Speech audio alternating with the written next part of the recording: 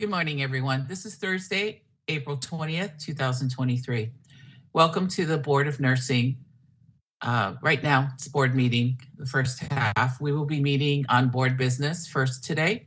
Then we will meet for the BRN committees when board business is finished. We will take roll call to establish a quorum. My name is Dolores Trujillo. I am an RN appointed by the governor in the role of the direct care provider, and I am currently the president of the Board of Nursing. Vice President Mary Fagan. Good morning, everyone. I'm Mary Fagan. I was appointed by the governor in the role of the Nursing Services Administration. Elizabeth Woods. Good morning, everyone. This is Elizabeth Woods. I am in the advanced practice role, and I was appointed by Governor Brown. Thank you, Betty. Jovita Dominguez. Good morning. My name is Jovita Dominguez, and I was appointed by Governor Newsom in the education role. Thank you, Jovita. Patricia Nguyen. Hi, good morning, everyone. Tricia Nguyen. I was appointed by Governor Newsom in the public member role. Thank you. David Lawler. Good morning, everyone. I am David Lawler. I was appointed by Governor Newsom, also in a public member role. Thank you. Vicki Granowitz. I'm Vicki Granowitz. I was appointed by President of the Senate, Tony Atkins, in a public role. Thank you, Vicki. And our board executive officer, Loretta Melby. I am Loretta Melby, or Lori, and I am the board's executive officer appointed by the board. Thank you, Lori. And our board counsel, Reza Pejouhesh. Good morning, everybody. This is Reza Pejouhesh with DCA Legal Affairs Division. I'm the BRN's legal counsel. Thank you, Reza. We have now established a quorum for today's meeting. BRN moderator, will you please take us to public comment for items not on the agenda and the format of a teleconference call? No problem.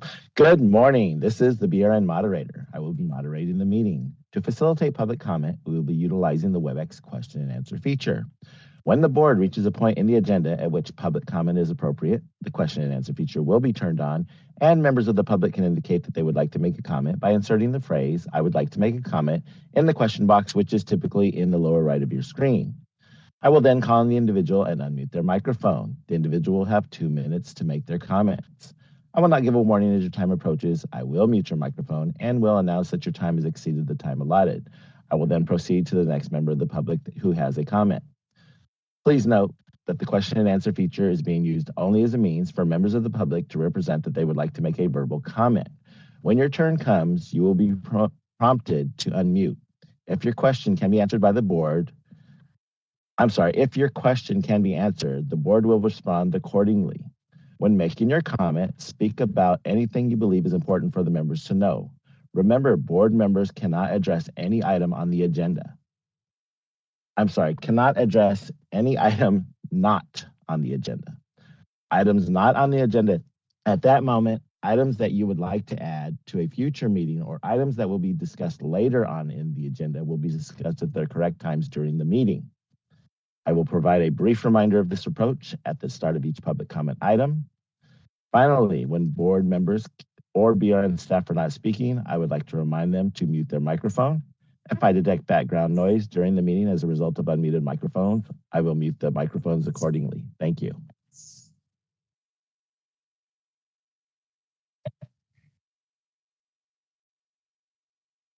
Thank you. Okay, we will be opening for public comment now. I will be activating the question and answer feature. Please refer to the screen share for members of the public to see how they should type in their request for comment. I've activated the question and answer feature. Members of the public can indicate that they would like to make a comment by typing into the question box, "I would like to make a comment." Please remember, you will have 2 minutes to make your comments. I will not give a reminder as your time approaches. I do not want to interrupt you nor cause you to lose your train of thought. I will mute your microphone and inform you that your time has expired, and we'll move on to the next member of the public. I'll pause for a moment for members of the public to type in, "I would like to make a comment." Samantha Gerard would like to make a comment. 1 second, please.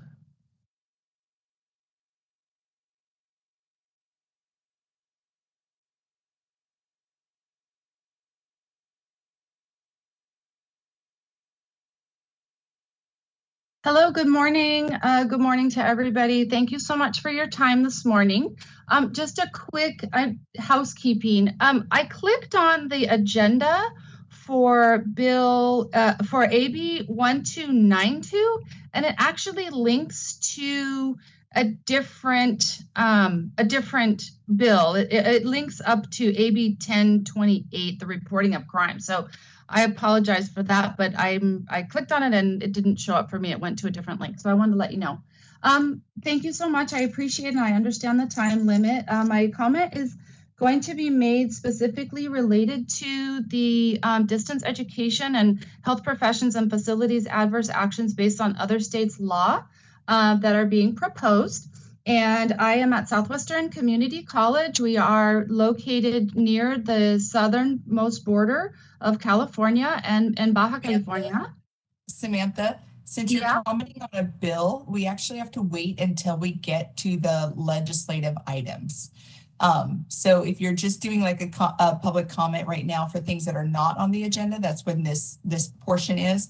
But if you're actually commenting on that specific bill, you have to wait until that bill is called forward in the agenda. Are you able to stay on and wait? I know that you're a program director, as you just announced, and might be busy throughout the day. I certainly can do that. This is about displacement and competition for clinical placements. So is that something that I can comment about? It is related to those items, but it's more like an impact of what these bills could do. So should I do that now or should I wait? I'm going to confer with legal counsel just to get an official on that. Reza, what are your thoughts on that? Yes, so I'm going to take a quick look. I'm not sure whether that relates to any of the items on the agenda. I don't believe it does. We're mostly talking about legislative today. So for the commenter, you absolutely may make your comment now, since it doesn't appear to be relating to something on the agenda. Just know that our board members can't really kind of engage in a substantive discussion about it unless they want to just flag it for a future agenda item. Okay, and I'm happy. I will follow your lead, whatever you guys advise that I should do. Okay, so I'll start, and then if you. By the way, can I make a quick comment? Sure. I just wanted to address the first thing you said, bringing to our attention the issue with the link on the agenda. I appreciate you raising that and apologize to the public for the inconvenience on that mistaken link. I did check AB item number 6 on the agenda. I think AB 1292 was it? Does link to something else. So for members of the public, in case anyone is not quite sure how to access the text of AB 1292, I just wanted to say that. If you were taken to the page that link directs you to, at the very top, you can click the button California Legislative Information to take you to the home page for that legislative information website. And then towards the middle of the page, there's a quick bill search where there's a field for the bill number, and you can type in AB 1292. Or if you just Google AB 1292, you'd probably land on it as well. But I just wanted to mention that. So everybody's got the materials. With that, again, thank you for bringing that to our attention, and I apologize for interrupting. You can go ahead with your comment. One other route, though, real quick. If you go to the materials on page 19, it's for Assembly Bill 1292. That link is correct. So if you get off the agenda, go to the materials, you'll be able to link to the appropriate bill. Thank you. Perfect. Okay, thank you so much. I appreciate that. Okay, so I'll go ahead and get started. This will be very brief, and I appreciate your time and attention and consideration. I'm going to speak today on a topic that I have spoken before to you all, and how the impact of allowing additional clinical placements from outside of San Diego County will impact us here locally at our community colleges. So I am the Senior Director of Nursing and Health Occupations Programs at Southwestern College. I have 300 students and 9 programs. One of those programs is a registered nursing program. It is an associate degree program. And we thank the board for all of their support of community colleges in the past and hope that you will continue to do that. I have spoken about being clinically displaced this spring from specialty rotations, and the impact of that was that a third of our students were challenged to meet their requirements in obstetrics. We had to scramble, and we were able to find some alternative placements. However, those alternative placements, while meeting the objectives of the course, were less than desirable. But we were able to do it. Students did report that they felt that, while they were able to achieve the objectives, the number of deliveries and things that, of course, none of us have control over, weren't something that they felt provided a rigorous experience for them. So the impact of continuing to approve enrollment increases is a challenge for us. We have not increased our enrollment at Southwestern College for over 7 years, and that is directly related to the ability to place students in clinical. We no longer have an issue with faculty, which is surprising and exciting that we are able to find faculty that are academically and experientially prepared. So that's one barrier that we have been able to overcome, which is wonderful. Allowing outside schools to come in out of California may impact preceptorships. Southwestern College had 1/3 of our preceptorships. That's about 20-ish of our preceptorships this semester that were rejected. And that was because they didn't have enough registered nurses really to be able to provide the preceptorship experience without putting an incredible amount of stress on the units and then the practicing nurses as well because of short staffing. And so that's the issue that I wanted to raise. I do believe that allowing schools from outside of California to place students here clinically will directly impact our ability to place our local students who live here and go to school here. They work here, they stay here, and they nurse here.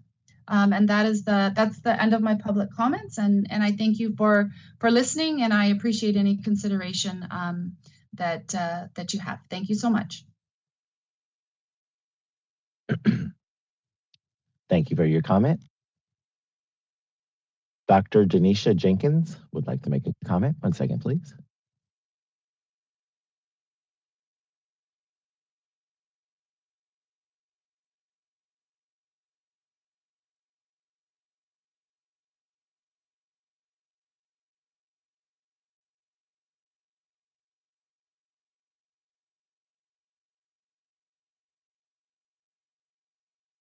Specifically on AB 1028, so I can defer. This is Reza. Oh, okay. Thank you. I thank you very much. I think you said you'd wait till that item comes up. Correct. Thank you. Thank you very much.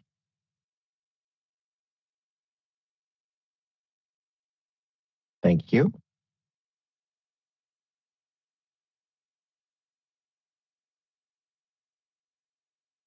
Board President Trujillo, I'm sorry. There are no other public requests for comments. Would you like me to close this window? Yes, thank you. All right, item 4.0, this is information only regarding the change of the June committee meetings dates from June 22nd, 2023 to June 29th, 2023. Do we need to make any type of comment on this, Lori?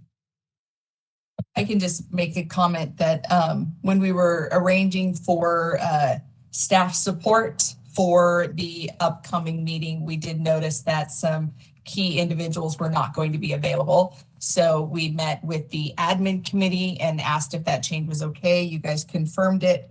And we are moving the meeting to just the following week, just 1 week postponed so that we can have key staff here present and available to assist to make sure the board meeting runs smoothly.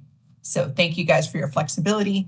The website will be updated. This will be reflected. We'll send out all the materials and we'll post everything ready for the meeting. 1 week delayed so that we can have some key staff present. Thank you, Lori. Thank you, Dolores. Dolores, so this is Jovita. So for sure, we're doing June 29. Yes. Thank you. I just want to make sure. Yeah. Yep. Thank you, guys. All right. Next item, 5.0. You do need to go to public comment. It is an agenda item. Yes, thank you. Even though there's Thank no you. BRN motion, moderator, no vote. please take us to public comment. My apologies. We will be opening for public comment now. I will be activating the question and answer feature. Please refer to the screen share for members of the public to see how they should type in the request for comment.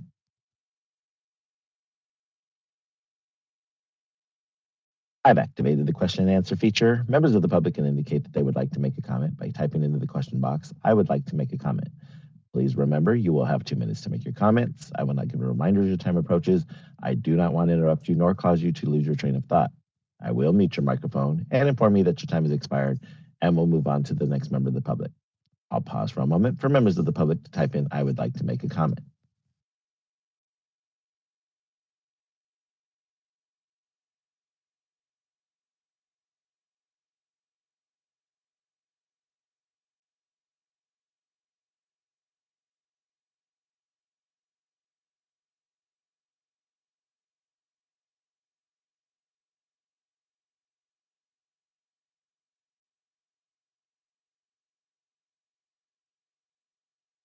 Board President Trujillo, there are no public requests for comments. Would you like me to close this window? Yes, thank you. All right, item 5.0, discussion and possible action on the consideration of public comments on proposed regulatory text to amend CCR Title 16, Section 1410.5 regarding course requirements in natural sciences, anatomy, physiology, and microbiology courses with a laboratory component for endorsement applicants. Thank you. I will start this off. Board moderator, can you elevate Marissa Clark, please? So she can be here if there's any regulatory or specific questions that may need to be answered. So 1410.5 would be a new section of our a new part of our California Code of Regulations. Back in, I believe, November, we brought it in front of the board that we were having some difficulties with endorsing licensees from other states into California based on the laboratory requirement for out-of-state nursing programs. It's important that our board understand that every board of nursing has their own Nursing Practice Act. Within that Nursing Practice Act is different standards for licensure, different standards for background checks, different standards for education, including curriculum, different standards for discipline. So there is nothing that is identical from state to state. And so we've got people as close as Arizona that take a nursing education program in Arizona, and they are not able to sit for licensure or to endorse into California based on the curriculum that they took in Arizona, because Arizona does not require a microbiology with lab. So under that discussion with the board, we were looking at how to address that and still continue to uphold the standards here in California and ensure that public safety is maintained. And so in that discussion, it was decided to add the section 1410.5 to allow for nurses that have been licensed in another state and had practiced for a minimum of 2 years without any disciplinary action. Based on that, the board felt that those 2 years of practice time was evidence enough to say that because they've already taken a microbiology with microbiology and an anatomy and physiology course, those theory components were completed as part of their nursing curriculum. It was just the laboratory section that was not, and that because they practiced for 2 years without any disciplinary issues, that would give the board some kind of sense of assurance that this person was able to come into California and practice without any public risk. So we went ahead and created regulatory language. The language was accepted by the board. We then put it out for the 45-day comment period. In that 45-day comment period, anybody can make a comment or request a hearing. There were no hearings requested, but there were some comments received. You can see that in the materials, starting on page 7. Page 7 and page 8 carry on materials, comments for A1, B1, C1, and D1. If you go further down in the materials package, starting at page 10, you'll actually see the comments that were received. On page 10 was the only kind of negative comment, but 11, 12, 13, 14, 15 were all positive comments in support of that. So you can see up above the proposed responses to the comments, A1, B1, C1, and D1. If the board approves these language, then we can go ahead and move to the next part. So at this point, I'm going to open up to Marissa to have her address any item that I may have confused or needs clarification or additional information that she wants to give. No, I think you covered it perfectly. So happy to answer any questions. Does the board have any questions or comments? This is Jovita. I feel that that's a good compromise, Lori, and the board. I hope we all feel that way. I know I've heard from other people that come from other states in my neck of the woods in Salinas, and then I've also read some emails from students. So, but I totally understand that if they wanted to be coming from other states, fresh from school, they would have to comply with our regulations. And I appreciate the consideration. Thank you. Yeah, we do get a lot of advanced practice RNs that have, terminal degrees, and they're still not able to come in here and practice because we have a laboratory component on a pre-licensure course they maybe took 20 years ago. So this will truly be helpful for a lot of people. And I know that 2-year limit is still there, so not everybody will be very happy about that, but at least it does create a pathway in. And so that's really the whole purpose of this. So thank you for that, Jovita. Any other questions or comments? If there's no other questions, we could call for the motion. Okay. We'll call for the motion and then open it up for public comment. I would like to make the motion to approve the proposed responses to public comments with any edits deemed necessary or suggest alternative responses. Direct staff to take all steps necessary to complete the rulemaking process.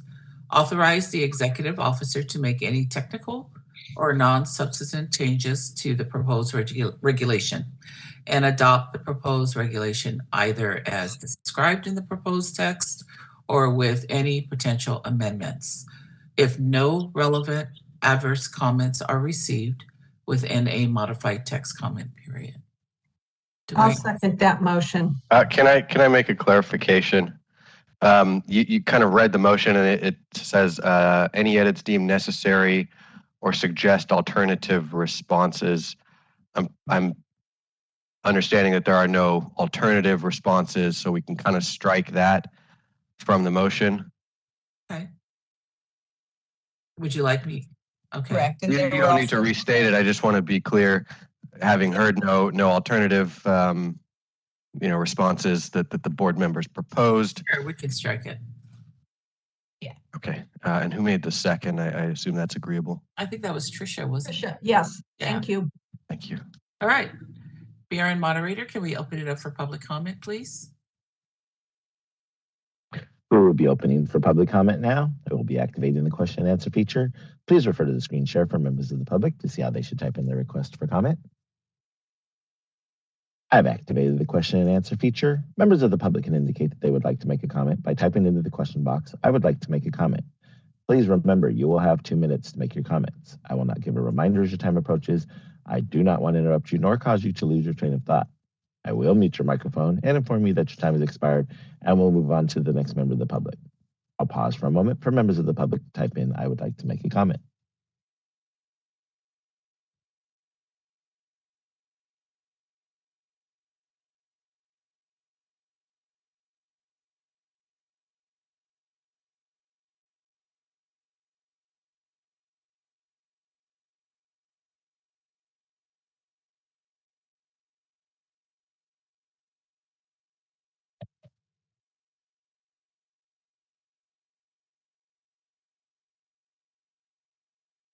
Board President Trujillo, there are no public requests for comment. Would you like me to close this window? Yes, thank you. All right, we'll take it to a vote. Dolores Trujillo votes yes. Vice President Mary Fagan. Mary Fagan, yes. Elizabeth Woods. Elizabeth Woods, no. Jovita Dominguez. Jovita Dominguez, yes. Patricia Nguyen. Nguyen, yes. David Lawler. David Lawler, yes. And Vicki Granowitz. Vicki Granowitz, yes. All right, the motion carries. Thank you. Item 6.0, discussion and possible action on bills relevant to the board from the 2023 to 2024 legislative session.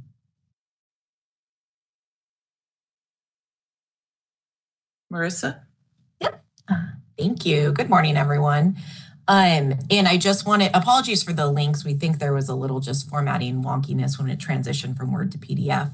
But if you go in the analysis of supplemental materials, all the links should be accurate. So if you want to go through to the main text of the bill, just wanted to let you know about that. And so first, I'm actually going to start a little bit out of order and address AB 1028 by Assemblymember McKinnon first, and that is bill number 4 under agenda item 6. Just a brief refresher, this bill would remove the requirement that a health practitioner make a report to law enforcement when they suspect a patient has suffered physical injury caused by assaultive or abusive conduct. The bill would instead require a health practitioner who suspects that a patient has suffered physical injury that is caused by domestic violence to provide brief counseling, education, or other support, and a warm handoff or referral to local and national domestic violence or sexual violence advocacy services. So this bill was actually discussed by the board at last month's meeting, and you may remember that a motion was made to just table it at the time in hopes that we could have the bill sponsors actually join us at this meeting to answer some of the questions that were coming up. And so I reached out to the author's office, who was incredibly gracious, who reached out to the bill sponsors, also very kind.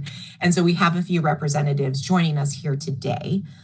So I'm going to ask the board moderator if you can elevate the following 3 individuals. Apologies if I butcher the name pronunciation. Krista Colon, Dr. Denisha Jenkins, and Jessica Drawn Moret, I believe. This is Reza. While that happens, I'm noticing that the links in the agenda in general for the bills appear to be kind of mismatched. So for the public, at least this one as well is mismatched. So don't rely necessarily on those. But all of these bills are it looks like the board materials are correct and have the links as well. Yep. They're linked at the top of every analysis, and we check those. So those are all accurate if you click on the supplemental materials. So I'll go ahead and let our guests introduce themselves, and then we can open it up for questions and just a broader discussion from the members about the bill. Good morning. I can get started. So my name is Krista Colon. I am with the California Partnership to End Domestic Violence. We are the statewide coalition working closely with all of the domestic violence service providers here in the state. And we're one of the co-sponsor organizations of the bill. So first, thank you for the quick synopsis of the bill. I think you covered it really well. I'll just say that a couple of pieces I want to elevate, and then I'll turn it over to our nursing experts is, our goal really is to make sure that every survivor is able to seek out the healthcare that they need. And we recognize that for many survivors, they may not want to engage with law enforcement. And so if a mandated report to law enforcement is a barrier to them seeking the healthcare they need, being open and honest with their care team about what caused the injuries, we don't want to see that happen. And so that's why we are seeking to change it from a mandated report to law enforcement to instead the brief counseling, which is provided within the Affordable Care Act as a structure, and referral and warm handoff to domestic violence services so that the survivor can engage in the broad range of safety planning that they need. Also want to be really clear, in no way are we trying to say that survivors who want to contact law enforcement or want to engage law enforcement shouldn't do that, or that shouldn't be an option. And so that remains absolutely an option for any survivor who wishes to call. And if they wish for their healthcare team to be part of that process and make that call for them, they can certainly still ask for that, right? We're not trying to say that law enforcement should never be brought in, but simply that ability to choose if and when to engage with our law enforcement structure should be the survivors to make that choice, rather than an automatic mandated report that's really out of their hands. So that's just some of the sort of philosophical underpinnings, I guess, of what brought us to the bill. And with that, I can turn it over to our other two colleagues here in case they want to add in, and then I think we're all happy to answer any questions. Hi there, I can go ahead and take the next lead. My name is Dr. Denisha Jenkins. I am a nationally certified sexual assault nurse examiner and also a board member on the American Nurses Association Center for Ethics and Human Rights, which is responsible for oversight for the Nursing Code of Ethics. My body of research is on the intersection of law enforcement and nursing, and I have over a decade of experience in forensic nursing environments and trauma settings. So I'll speak today mostly from the ethical perspective. The non-consensual compulsory reporting of survivors of intimate partner violence is not supported by our code, and it may be interpreted to be indirect violation. Reporting domestic violence survivors against their will violates our primary commitment to our patients and overrides the nurse's obligation to protect the patient's privacy. A survivor of domestic violence is at risk for and may have evidence of abuse, but if they are competent and capacitated, they maintain their rights, and the nurse really needs to honor and advocate for this. Additionally, there is harm in violating the trust in our profession, potentially leading to further harms for future victims. Many nurses practice in areas that they might be asked to work with or make reports to or act as proxies for law enforcement. And the code does not specifically address when cooperation with law enforcement is ethically obligated, and it doesn't guide us on the exigencies of navigating situations where where nursing ethics and values conflict with our legal policies and priorities. The code does outline the nurse's primary obligation to our patients, and provision 2 specifies that this foundational commitment is to the health and care of the patient, and we must carefully consider all legislation which risks harming nurses' abilities to prioritize the health and care of their patient. Given that this provision is foundational, I do assert that it supersedes all other obligations and requires nurses to promote, advocate for, and protect the rights, health, and safety of our patients. I will also note it has been communicated by ANA California that they are in support of AB 1028, and I will pass it along to Dr. Drohan. Thank you so much. My name is Dr. Jessica Dron-Moret. I am on faculty at the UC Davis Betty Irene Moore School of Nursing, but I am here today as my own representative, not as a representative of the school. I have been working clinically and in research in the field of forensic nursing since 2008. My body of research looks at provision of evidence-based post-sexual assault care, and specifically improving access to that care and ensuring that it is as comprehensive as possible and supported by our research. I have practiced in 2 jurisdictions that do not have mandated reporting for intimate partner violence or domestic violence assault. So I'm here to talk really about the practice piece, and many of the concerns that I've heard raised against the bill are not things that I have seen in practice. So concerns that patients would not get access to advocacy or other resources, concerns that if a patient was truly in danger, that a clinician would not involve law enforcement. And those things are not things I have seen supported in practice or in my research. Thank you. Thank you. All right, so the members have any questions, please feel free to, we have the experts here, jump in. Thank you. Board members, are there any questions or comments you would like to make? This is Betty. I do have some questions about this. So would this be a one-time thing? If somebody was assaulted the first time, then you don't report it, but they come back in and they've been reported assaulted again? Do you report it? I'm unclear here. Is this, when is it considered reported? Is it the degree of assault? So I'm happy to answer that. As Krista stated, this is something that if the patient is able to make decisions for themselves, is able to make those choices about what they would like to have happen, then it really is their choice.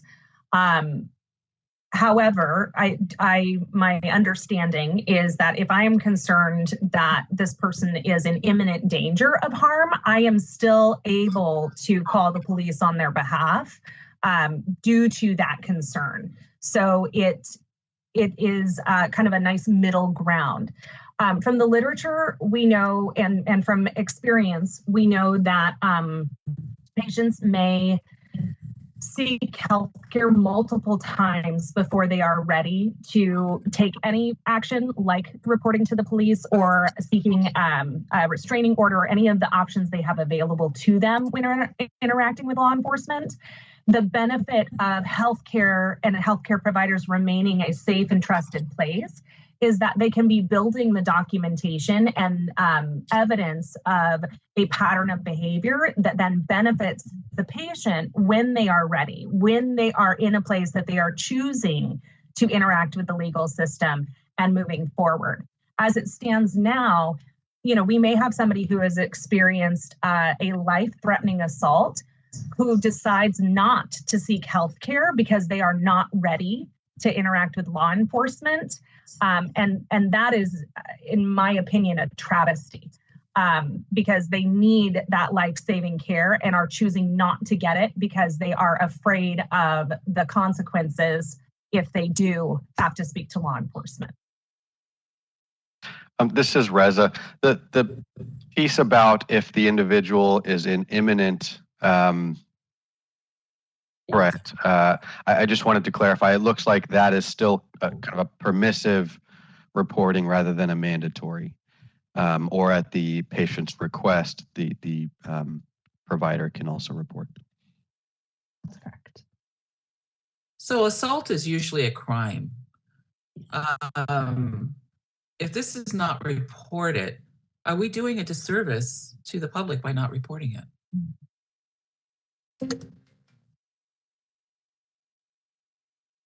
I can speak to this component. Again, California, I believe, is one of only 2 states that has this compulsory reporting requirement for intimate partner violence incapacitated adults.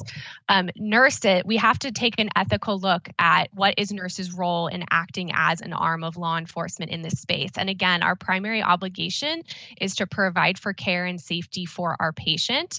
And there are a lot of crimes that nurses are aware of or experience or see that we are not legally mandated to report in that moment without risking criminalization, which is how the current legislation stands. So our commitment is to that person in front of us, and we want to make sure that we are supporting and cultivating a trusting relationship so that they can access the resources to make that report on their own behalf if and when it is the safest option for them to do so. And I also reiterate that making this report of a crime does not automatically mean that justice is served or that this survivor is going to get access to the care resources and safety that they need. Dolores, can I ask a question? It's Vicki. If you don't since this would be a change, and now you're saying you won't be doing reporting, and say you don't report and someone almost immediately goes back into the situation and is killed, is that nurse got indemnification or can they be sued?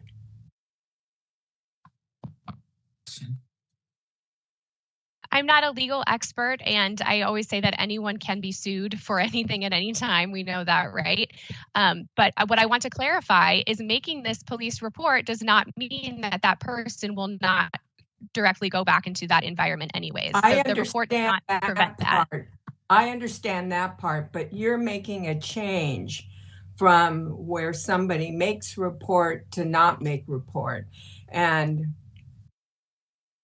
some of my understanding is when you remove something, that changes everything. If we had never done it, that's one thing, but I'm concerned about what the liability will be for nurses who, in this situation, now that you're changing this, what is the legal ramification for a nurse if something happens and there has been no reporting because you changed the law? Thank you for asking that. Oh, go ahead. Oh, go ahead. Nope. No, go ahead if you had a response. This is Reza. Since I'm the board's attorney, I was going to jump in, but if you have a perspective on that. Yeah, I was going to say I'm not an attorney, but certainly that's not been our intent. And I do believe there was some language added to the bill. But Reza, I will certainly defer to a legal analysis from you. You have one. Well, I don't know for sure what you have in mind as far as the language in the bill. I can't say too much about this particular issue, other than, for one thing, Dr. Jenkins said it well, that really anyone can sue, whether they, have a meritorious claim or not. That's an entirely separate issue. I think, again, don't take this as kind of gospel on this issue, but I think ordinarily, if somebody had a duty to do something and they didn't do it, they can be held liable, and that's the state of affairs now, that they have this duty to mandatory report. If this change is made, then that duty goes away to mandatory report. So I don't, again, off top of my head, don't hold me to this, but it's it would seem that there is no duty to mandatory report, so they can't be held liable for not living up to a duty that doesn't exist. I would suggest that you need to clarify the issue, because I think you're all saying that you think, but I don't think that you know. And certainly all I'm saying is, are we sure that the nurse will be protected? And I'm not hearing anything that is clarifying that. There is one line in the bill under M. It says a health practitioner shall not be civilly or criminally liable for any report that is made in good faith and in compliance with this section and all other applicable state and federal laws.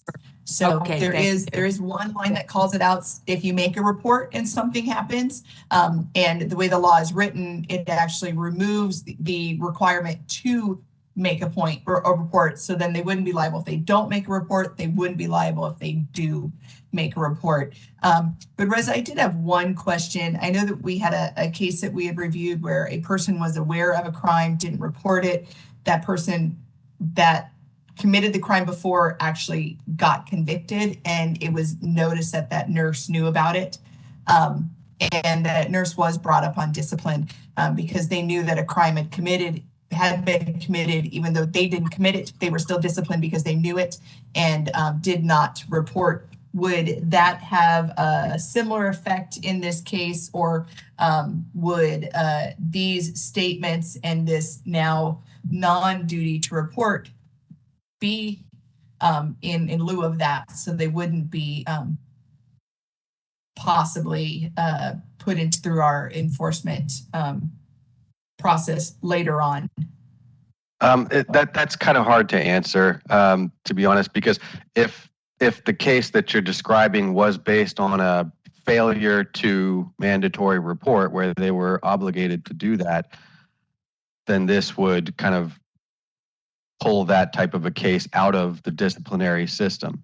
On the spot again, I can't think of a hypothetical where that type of a situation would arise for other than a failure to mandatory report. But again, I don't know the facts of that case, and if that was the basis, then yeah, I would think so. But otherwise, if there was some other reason that I can't think of on the spot that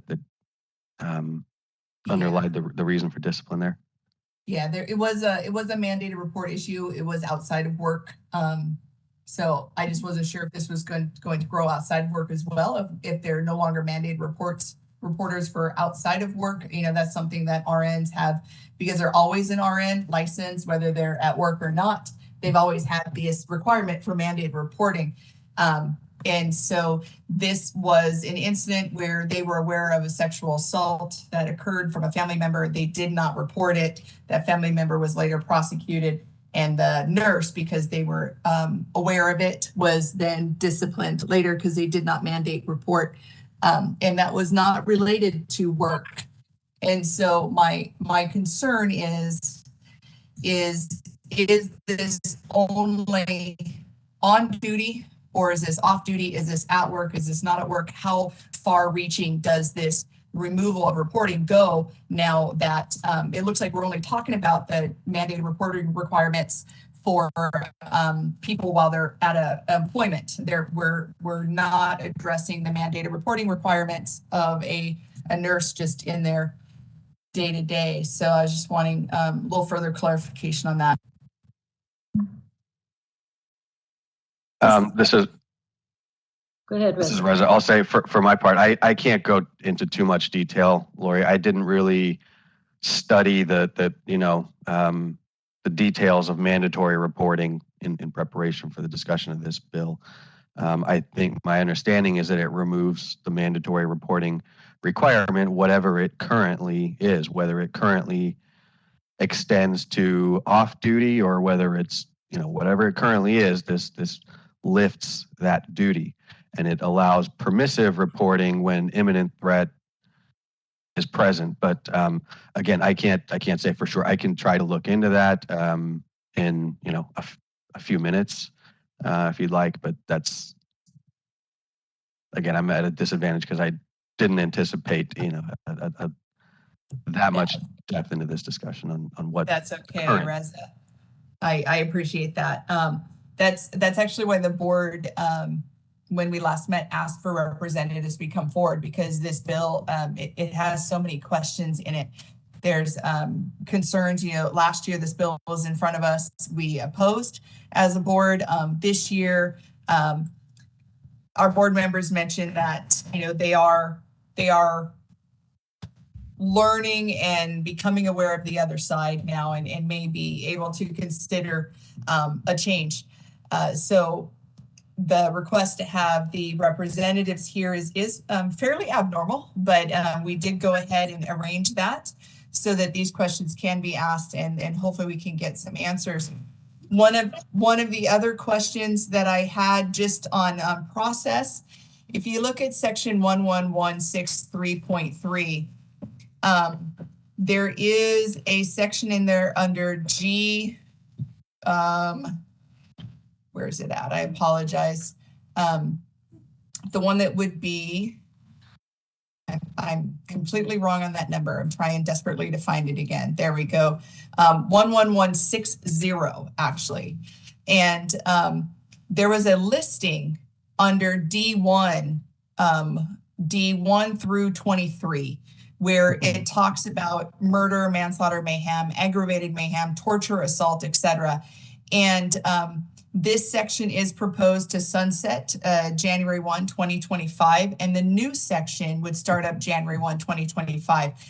That section specifically, lowercase d 1 through 23, were not carried over into the new section with those listings of battery and violations, sexual battery, incest, throwing any vitral, corrosive acid, etc., blah, blah, blah.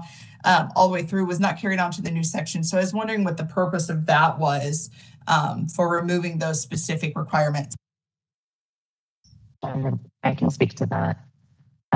So that is the section where the current law provides the structure for what is considered reportable as assaultive or abusive conduct, right? They list these 23 crime codes as the requirement for reporting.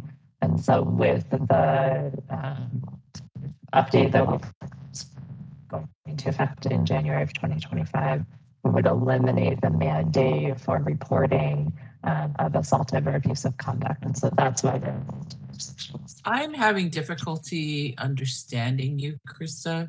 Oh, I'm sorry. Is my audio cutting out? Yeah, you sound like you're underwater. All right.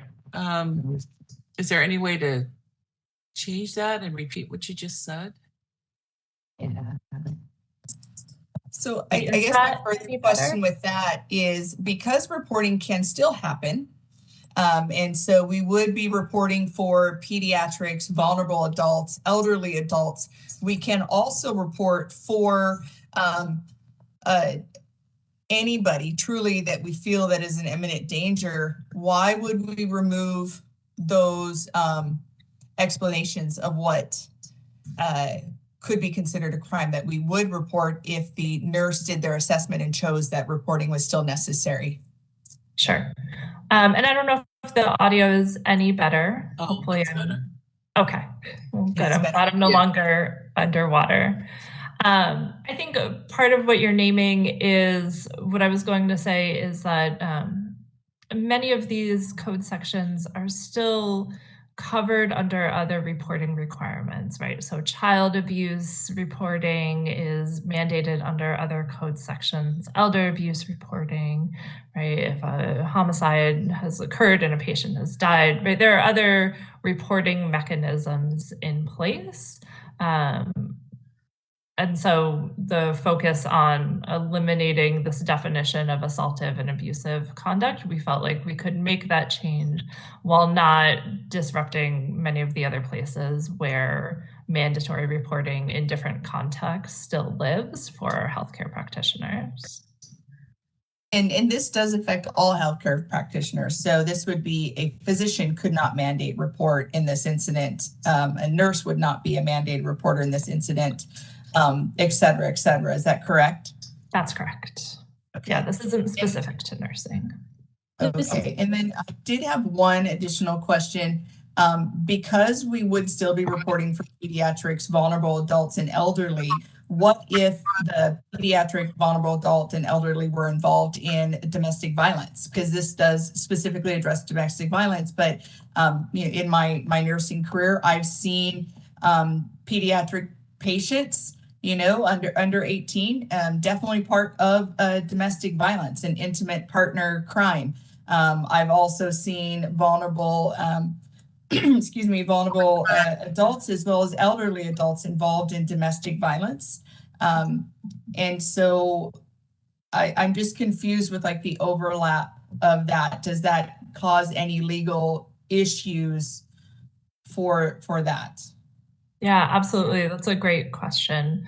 We did check in with some of the legal folks working with us on the bill. And, our sense and their legal analysis has been that when there's co-occurrence, right, when we're talking about a case of elder abuse that may also involve an intimate partner, that elder abuse and vulnerable adult abuse remains reportable. Same if there's child abuse, right? If a child is coming in experiencing abuse in a home where there's domestic violence, that child abuse remains reportable. And so those would still be reported cases, even if there's co-occurrence with domestic or intimate partner violence.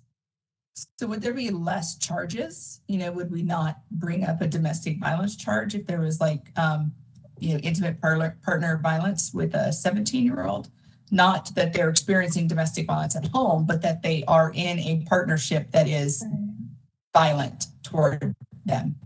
I don't think we have, or certainly I have not seen any great data about the rate at which a mandated report then leads to charges. I think what we know is that for survivors who don't want to engage with law enforcement, if a mandated report is made and then law enforcement reaches out to that survivor, the survivor may still, not engage with them and not want to pursue charges. And really our hope is that if we're instead focusing energy on a referral to domestic violence services that can do comprehensive safety planning with that survivor, that the survivor is able to consider all their options, which may mean calling law enforcement the very next day and pursuing a criminal case. It may mean engaging our family court for a family court restraining order, a whole range of protections that could include a criminal system, prosecution, conviction, if that's the route that the survivor wants to go, and gives them the opportunity to do so when they're ready, rather than that decision sort of being made for them when they reach out for healthcare. Understandable. Thank you. I have a question. I'm sorry. Can I interrupt real quick? I want to go back and clarify a couple things. This is Reza, just because it's relating to a couple things that were asked earlier. So in just doing some on the fly, real quick research. So again, understand that. There are, as somebody mentioned before, various different provisions in law that may require reporting of some kind. Just for example, the current bill affects the set of statutes at,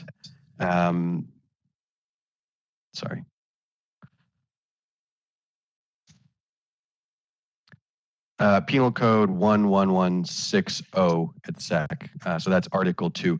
The very next article, Article 2.5, relates to child abuse and neglect, and that article is not touched by this bill. So the requirement to report child abuse and neglect under Article 2.5 there is going to continue. That requirement, by the way, again, just looking at it on the fly, the requirement to report child abuse appears to be whether the provider is on or off duty. I don't see something in the statute that makes any distinction. I'm looking at Penal Code 11165.9. That's, again, I'm not an expert on this issue, but that's what it appears to me. On the other hand, the type of reporting that this bill does affect is abuse and injuries by firearms. That's a separate provision that's requiring that type of reporting, and that's what's being affected here. And that type of reporting, it looks like, is limited to incidents that the provider learns of while working in their professional capacity. So off-duty stuff that would fall under that is not currently subject to mandatory reporting. Again, from what my quick and dirty research is telling me. So I hope that helps answer some prior questions. And Sure. I can add that the firearms reporting in the code sections we're amending with this bill is remaining in effect, right? So firearms injury reporting would remain in effect for Penal Code 11160.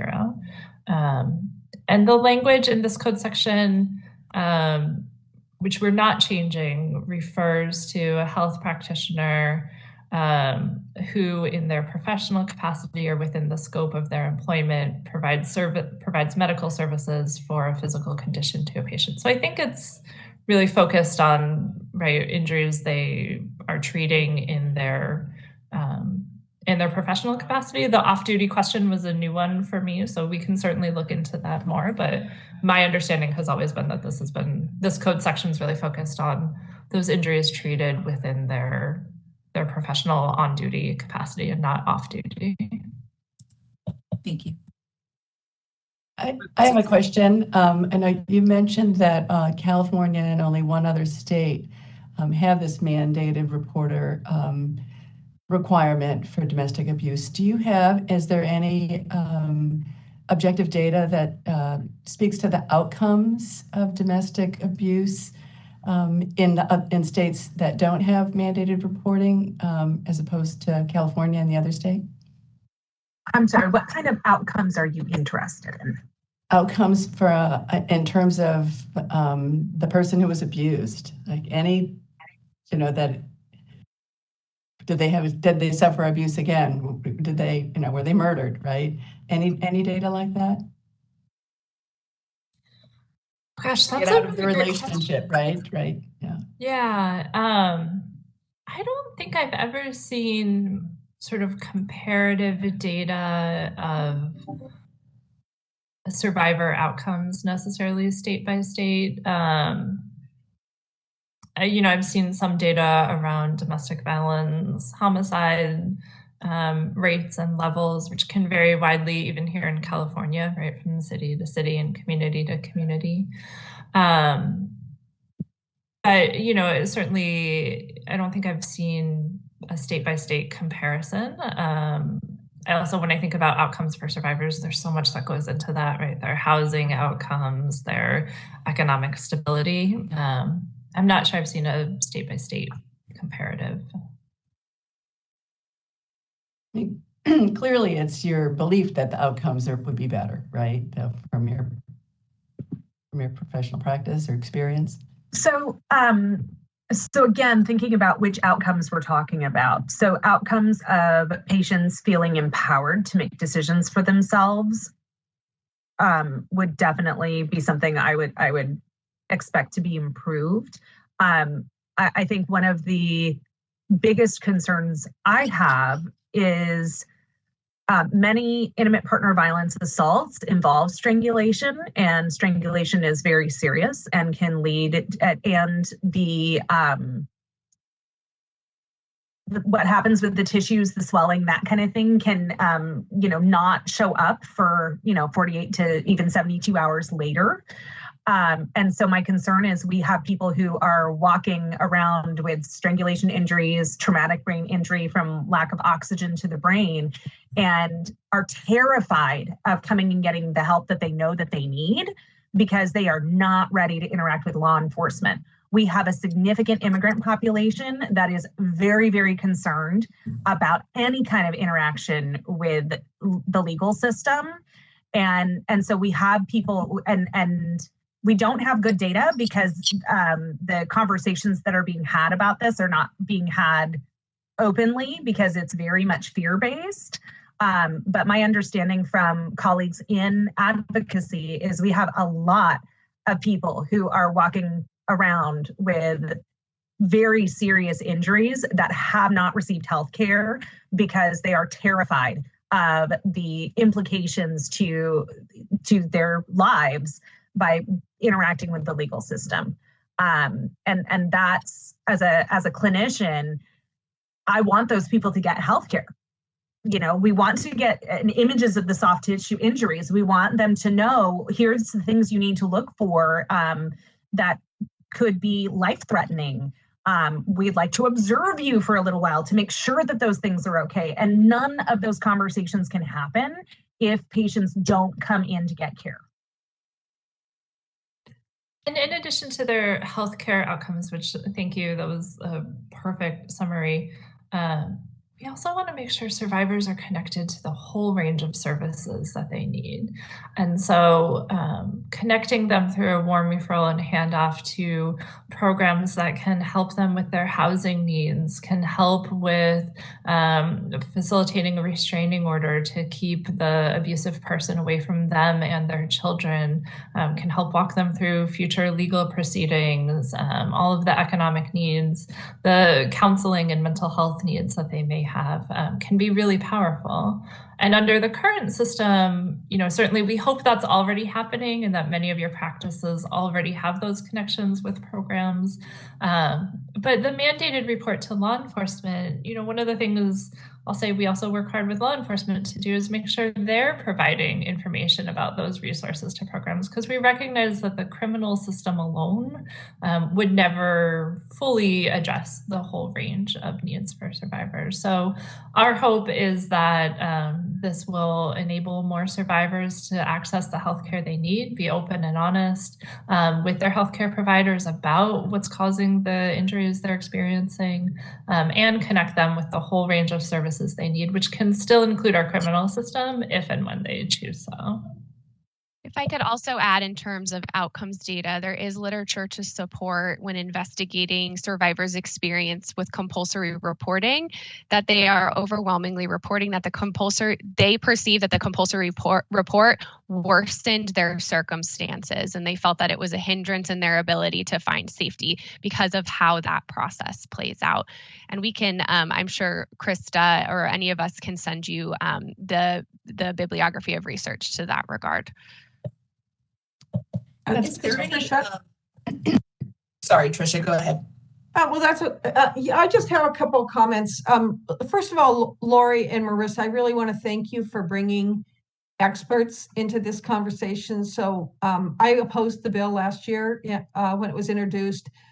It was based on 40 years ago. I was working on getting this requirement established into law, working with the domestic violence advocates. We've learned a lot. I mean, so we have 40 years of experience now, and I'm listening to the experts saying it's not really beneficial to victims, and there's another approach. And I'm persuaded now that even though I thought it was a good idea 40 years ago, you cannot ignore evidence. So I've changed my mind, and I've agonized over this bill. I've spent way too much time thinking about it over the last year and certainly the last month. But I do appreciate the experts coming today, and I am ready to support the bill, although I'm not asking that the conversation end. I'm just stating my point of view. Thank you very much. Appreciate that. Thank you. I was wondering if there was any provisions that could be added into the law for rural areas that don't have a good supply of advocacy programs. And then what are the thoughts on the advocacies in general? I know that I was a sexual assault nurse examiner for about 10 years as myself. And the advocates that we connected them with were effective, but they were all volunteers.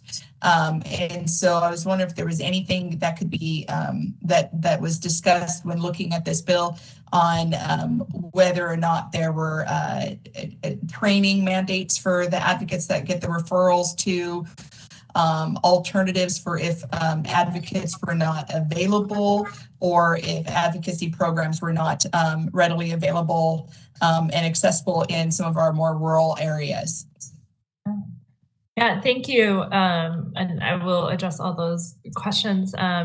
And Tricia, I just wanted to say thank you for naming that, right? I think that shifting, right, from where we were 40 years ago to now is something I'll name the entire domestic violence field has been doing. We as a field have been doing a lot of hard thinking about reliance on the criminal system and which survivors that has and hasn't served well. And it's been a lot of tough conversations and changes in approach. So I just want to name, like, you're not alone in kind of going through that process.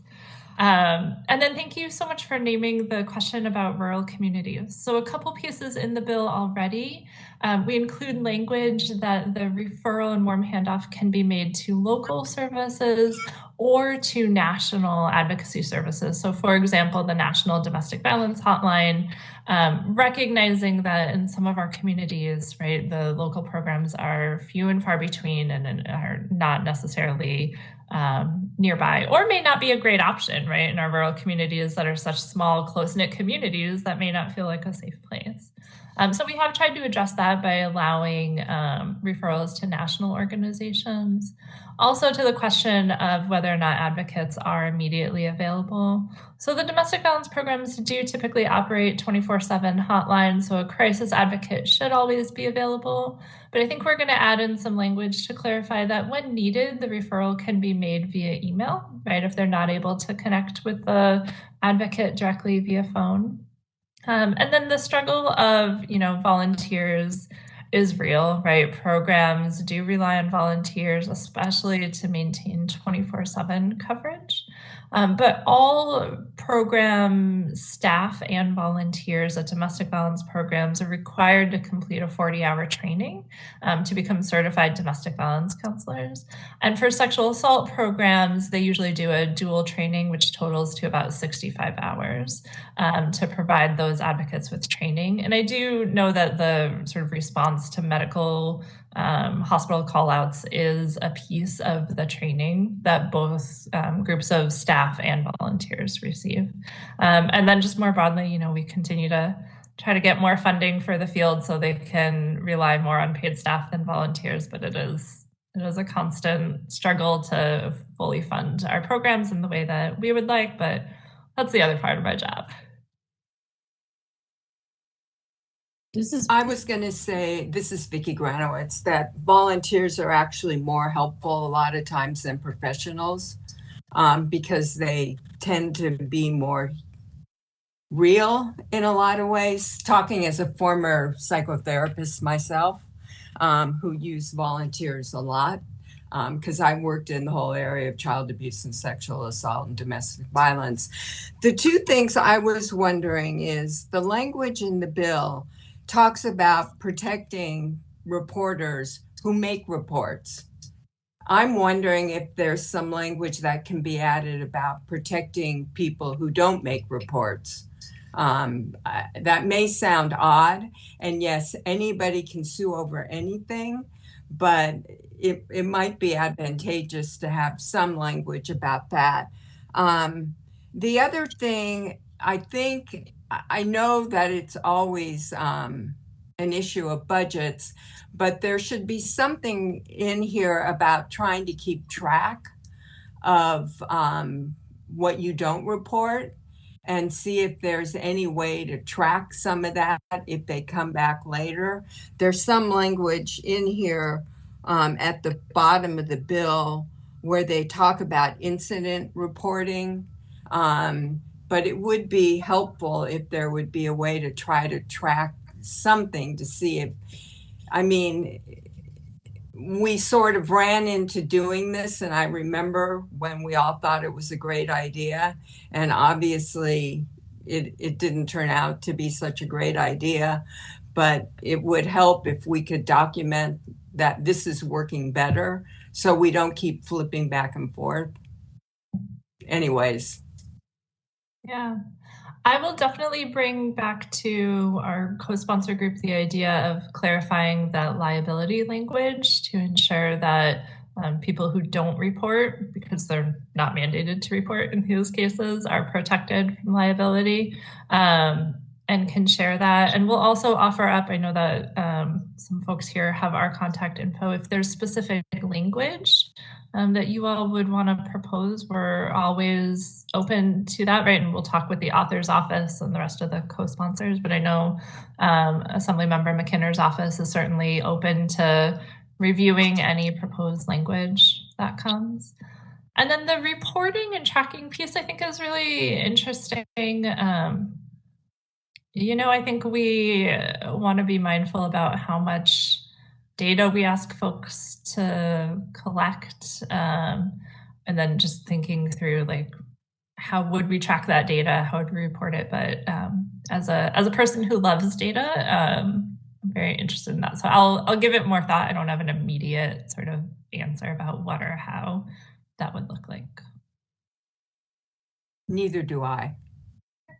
This is Betty. I have concerns about this for a number of reasons. I'll just tell you, I was a physical and sexual assault examiner for a number of years. And physical and sexual assault usually doesn't happen one time and then it stops. Unfortunately, physical assault and sexual assault can go on unless there's some intervention. I don't think it just miraculously stops just because the person doesn't like it, who's getting beaten up and assaulted. And so I'm very concerned about this. It's a topic that's very serious in all of our communities. And I don't think most women go and they find out all the things in the community that can help them. And I personally think there needs to be an intervention, because that opens the possibility of something happening where the violence is less. I'm not saying that that is the be all and the end all, that you reported to police and then everything stops. It doesn't. But at least it's an input. There's an input there where the abuser is now faced with something may happen to them. Now, and I will totally agree that it also can cause more abuse to the person that has made the report. But I just, as a nurse, cannot think of just having somebody come in and having been assaulted, having been beaten somehow, and then just kind of let it go willy-nilly that, well, we have these things you can do and these things you can do. Most people don't even know about that stuff. They don't know how to access it. And so I won't go on and on about this, but you see I have a major problem with it.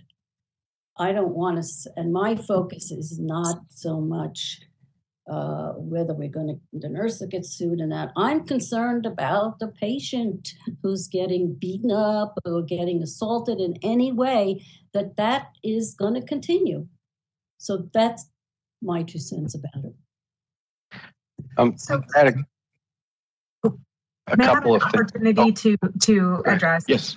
the comments? Yes. So I absolutely hear you. Absolutely 100%.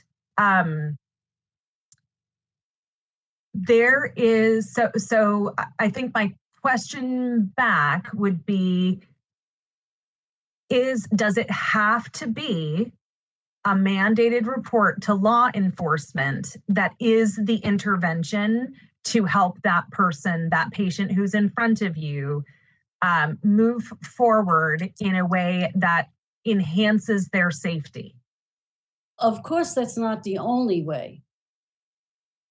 I was on a sexual assault team, so we had people who would come in, talk to the person, make some whatever intervention they can. And some of them went on to the criminal justice system, and I had to appear in court and talk about it.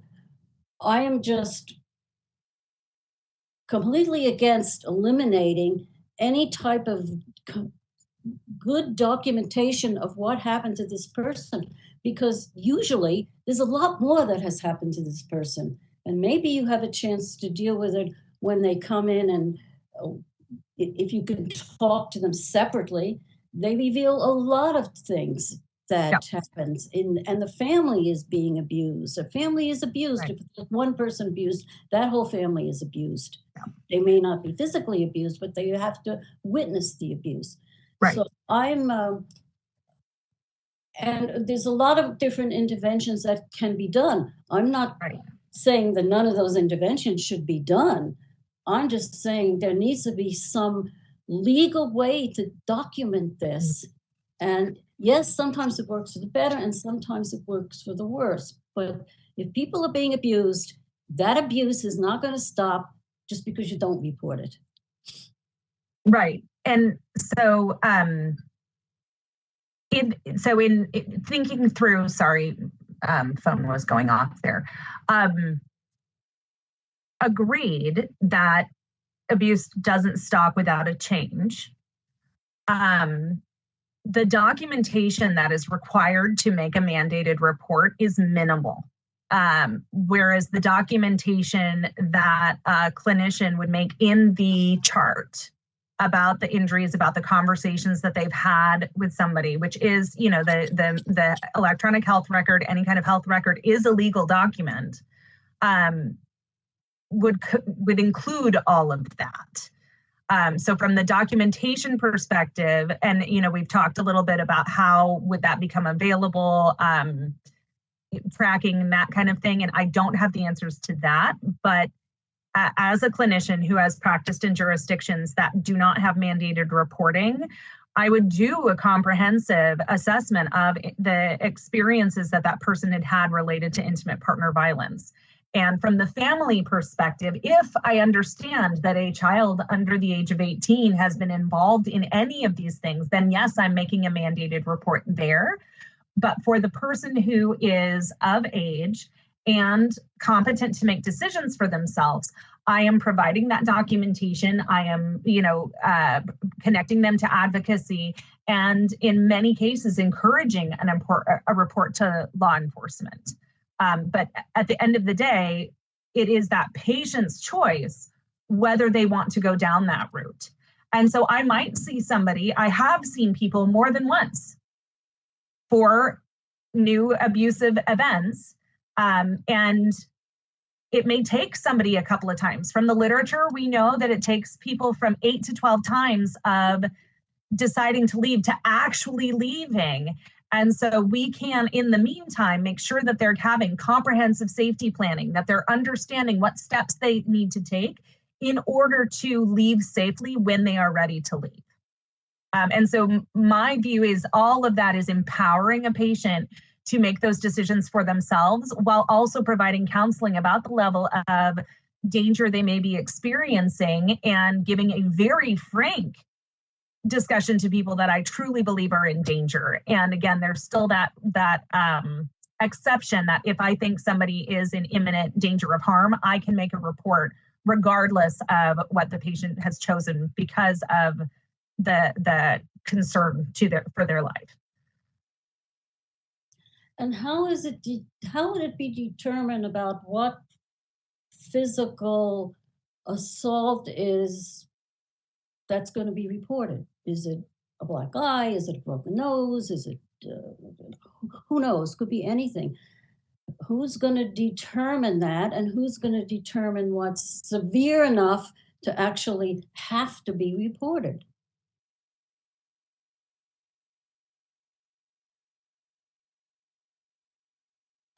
Betty, this is Reza. Unless one of our speakers has anything on that, I'm not sure that the current law or the bill really kind of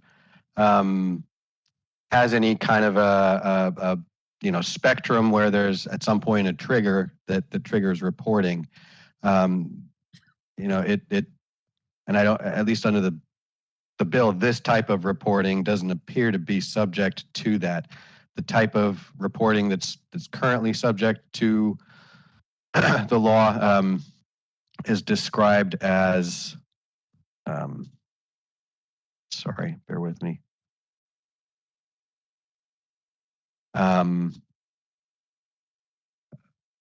Person suffering from a wound or other physical injury inflicted upon the person where the injury is the result of assaultive or abusive conduct.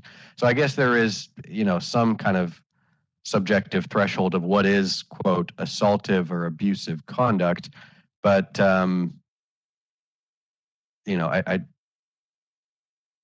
think the individual makes that determination subjectively. The individual, the victim, makes that determination? No, the reporter. Oh. Who is faced with the decision of whether they are obligated to report it or not. All right. Well, I've said my piece about it. I don't want to go on and on about this. So I'll let somebody else chime in if they want. This is Reza again. One other piece I just wanted to clarify procedurally, maybe for our board president or Lori. Normally when we're discussing bills, we, at least the recent meetings, we've gone through all of them with board discussion and made motions, and then at the end proceeded to one public comment period. I'm not sure if that's the intent with this one, given that this is already, this is a bill that may generate a lot of discussion. And so just looking ahead, I want to put it in your head of whether we're going to kind of follow that usual protocol, or maybe give the public a chance to weigh in on this bill before we proceed to discussing other bills. And just kind of take a step back and look at the process forwards. Yeah, I would like to hear also public comment before we make a motion. So are there any other comments or questions from the board? I just would like to thank our presenters for coming. I know how out of the ordinary that is. This is David. I won't make any other comments or questions about the bill, but your argument is compelling and informative, and I really appreciate you coming to talk to us in person. Thank you so much. Thank you, David. I second that. Any other questions or comments from the board members? All right, BRN moderator, can you please open it up for public comment? We will be opening for public comment now. I will be activating the question and answer feature. Please refer to the screen share for members of the public to see how they should type in their request for comment. I've activated the question and answer feature. Members of the public can indicate that they would like to make a comment by typing into the question box, "I would like to make a comment." Please remember, you will have 2 minutes to make your comments. I will not give a reminder as your time approaches. I do not want to interrupt you nor cause you to lose your train of thought. I will mute your microphone and inform you that your time has expired, and we'll move on to the next member of the public. I'll pause for a moment for members of the public to type in, "I would like to make a comment."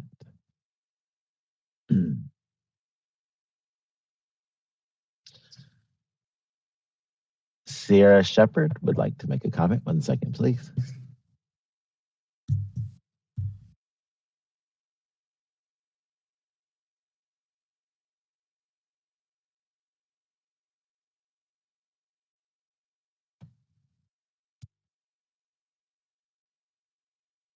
Staff for working on this legislation, and I just want to thank everybody for the opportunity to bring sponsors in to have, a very robust conversation about this. And again, I would like to just reiterate what they've stated. We're happy to consider any changes to the bill that might, elevate the intent, as well as clarify that there's no repercussions for nurses and things of that nature. In the past, when I've worked mandated reporting bills, when you've removed the mandated report, that exonerates the responsibility to report. So there should be no legal repercussions. And I just wanted to reiterate that as well. But we can circle back and confirm. And I just wanted, again, to thank everybody for their time. And it's been a delight hearing the conversation about this. And I respect everybody's expertise and their perspective from where they're coming from. And that was it. Thank you. Thank you for your comment.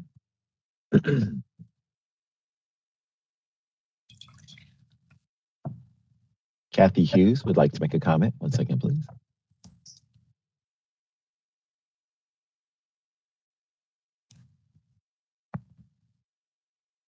Nurse and the executive director of the Nurse Alliance of SEIU California. We represent about 35,000 registered nurses across the state, and SEIU has not taken an official position on this bill, specifically because we wanted to hear this meeting and hear the comments from and explanations from the sponsors of the bill. I am going to now make a recommendation to our union, who represents 700,000 members across the state of California, many of which are women and people of color, many of which are undocumented and do not have legal status. I can name 25 women off the top of my head who, because of their immigration status, have not reported abuse because they're worried about being deported. So I know personally the experience that many of these people have gone through, and reasons why they they avoid the health care that they need because they're worried about being deported. I also know that there are many women and people of color, and we know how institutional racism affects healthcare, and that especially women of color are not treated as well as they should be when they're seeking healthcare. We have to admit that, whether we like it or not. It is something that exists, and there are probably many people of color out there who do not seek the healthcare they need because they're worried about how they're going to be treated. So we do look at this and have to acknowledge that no mandate does not equal not reporting. That does not mean that I'm not going to use my professional nursing judgment to determine that law enforcement does in fact need to be involved in an incident that I see in my hospital or somewhere. but I do also think that there are many people who avoid the health care that they need, and that this gives them the opportunity to really get the comprehensive care and referral to services that they may not get if they are just being informed by law enforcement. So I am going to make the recommendation that SEIU support this bill. Thanks so much for your time, and thank you for everyone that the discussion. I really do appreciate it.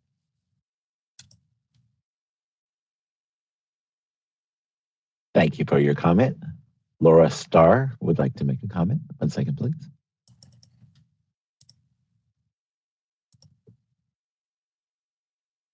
A nurse practitioner. I've been practicing in California for over 5 years, including some trauma and acute care surgery services in some underserved hospitals in the Central Valley. And I just want to say that as a practicing nurse, I strongly support this bill. I think the current law puts our nurses in a really difficult spot between violating their ethical principles of patient autonomy and the law.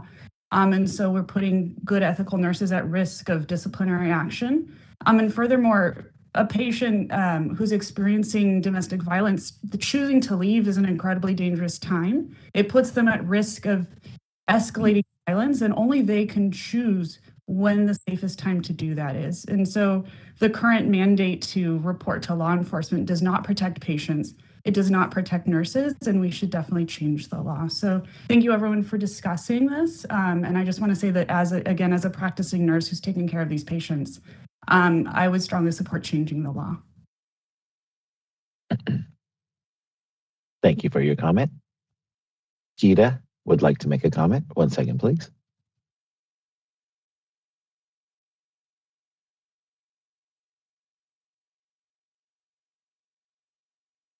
Good morning, everybody. Thank you for allowing me to make a comment. My name is Keita Lestrap, and I'm a psychiatric mental health nurse practitioner. And I took the opportunity today because I have 11 nursing students here with me from Cal State University of Long Beach. We're on our mental health rotation, but I thought this was important that they listen to this discussion. So just thank you for all of that. I am a SANE nurse. I work at UCLA in the sexual assault SANE department, and I'm the only psychiatric mental health nurse there. Everyone else is either a family or OBGYN. So nice to see that they allowed me the opportunity, because as we know, sexual assault is a trauma. And just feel so empowered today and so excited to be in on this discussion. Thank you, everyone, and thank you for allowing me to comment. Thank you for your comment. Teresa Neal, would you like to make a comment?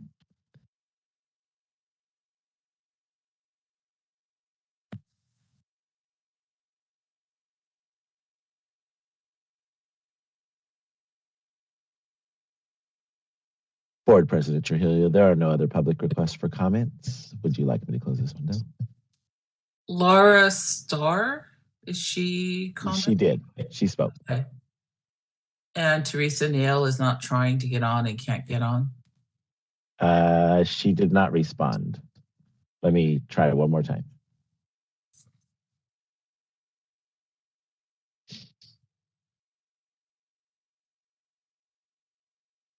Teresa, would you like to make a comment?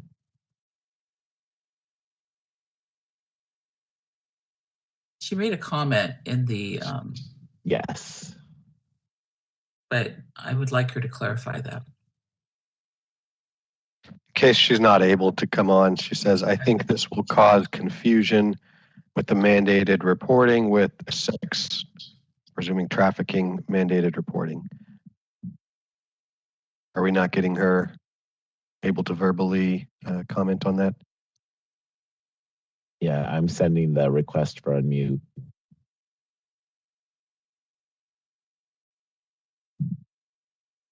Teresa, if you're hearing us, you ought to be getting a prompt on your screen that you have to click on to speak.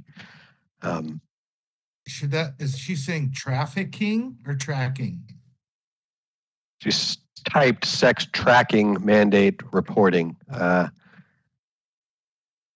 there is a presuming that to mean sex trafficking mandated reporting. My Just that I did want to mention for the public, That's why I wanted clarification. whatever happens with this bill, mandated reporting is of course complicated. And as I said, there are various sources of different mandated reporting laws that relate to different types of reporting. So it can be confusing. It can be a little complicated, but it is something that you all will have to study up on if necessary. Be sure you understand and follow up on whatever changes may come through this bill. It doesn't sound like we're taken more of your time than probably anticipated, and thank you all so much for that. I'll just note on that question of confusion or updates, we did intentionally include a 1-year delayed implementation, so these changes would not take effect until January 2025 to allow for opportunities for training and education for everyone. But more than that, just really want to say thank you all so much for your time and allowing us to come into your space today to discuss the bill. Hey, Teresa never responded. Valerie, would you like to make a comment?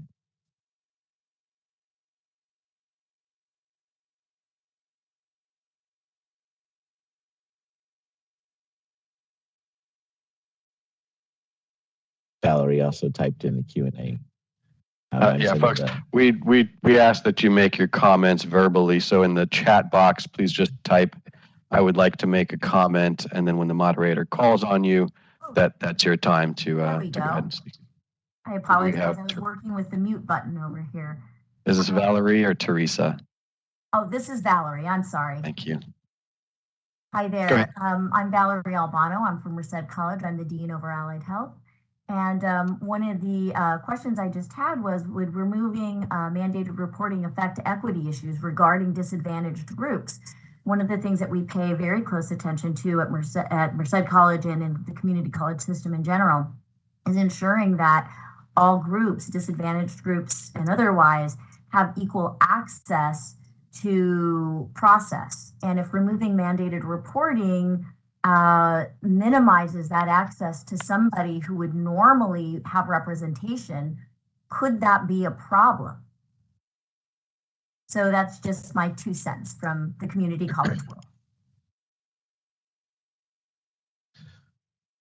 Thank you for your comment.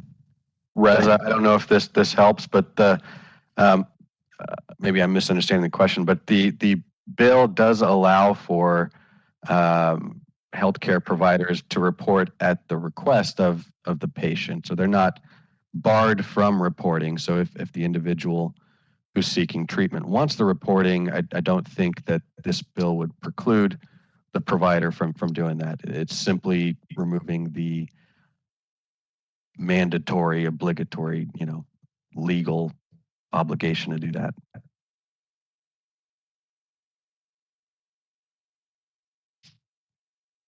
Thank you for your comments. Board President Trujillo, there are no other public requests for comment. Would you like me to close this window? Yes, thank you. Hearing the comments on the public comment time, do any board members have any questions or comments? Vicki? I was wondering if we could just continue to make a motion to watch the bill. There seems to be some questions that need to come back to us with some answers, maybe some other language to be added. I know I would like to see more information about who supports and who opposes the bill. I think it's a good idea, so I'm not saying I don't support it, but I think if we watch it, then we're more likely to get some more ability to give input. Any other questions or comments? Well, I would just say, Vicki, I completely appreciate what you're saying. I'm wondering, I'm kind of where you are. I support it, but I would like to see maybe a few things. I wonder if we could write a very thoughtful support with amendments and, talk about the liability issue and maybe a couple of other outstanding issues. I just feel like, the public will be looking to see what the Board of Registered Nursing is doing in relation to a bill like this. I mean, we should be the experts. So that's the only comment. I would be willing to support your motion if it was a watch. Okay. Any other questions or comments before a motion is made? Seeing that there's no further questions or comments, I would like to make a motion to support if amended. Do I have a second? I'll second. I second. All right. We'll take it to a vote. Dolores Trujillo votes yes. Vice President Mary Fagan.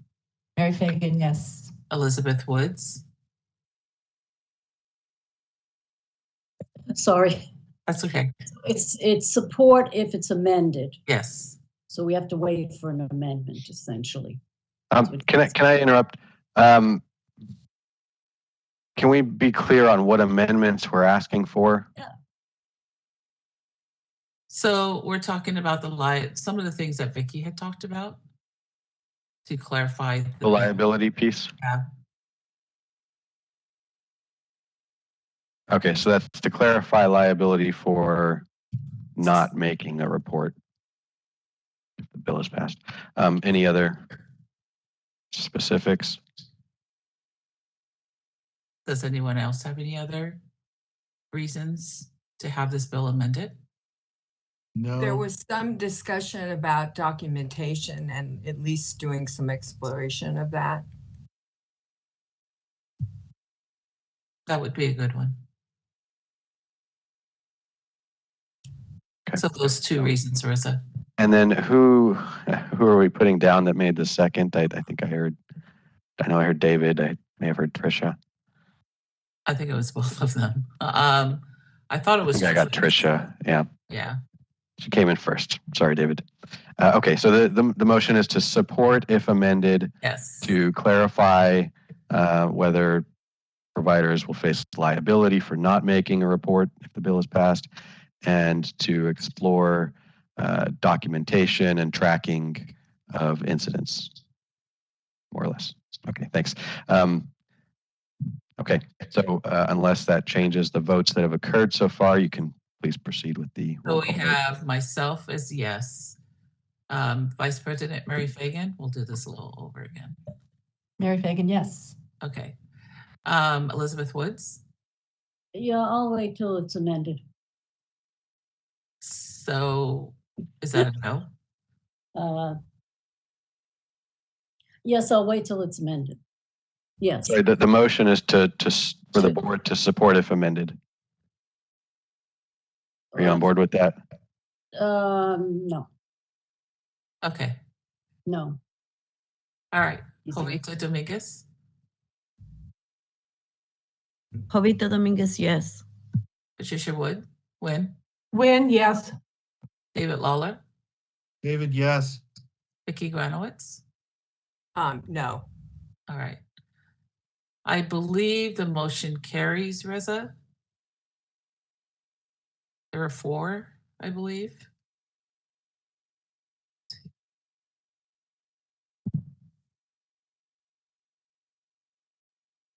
Reza?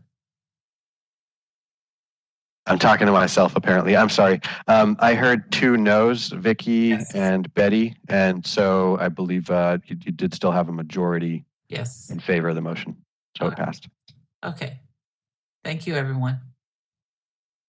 And thank you to our panelists for coming in, taking the time to answer our questions, and we appreciate it for clarification of this bill. Thank you all so much. This is Reza. I'm just putting it out there. It sounds like we're transitioning to perhaps the next bill.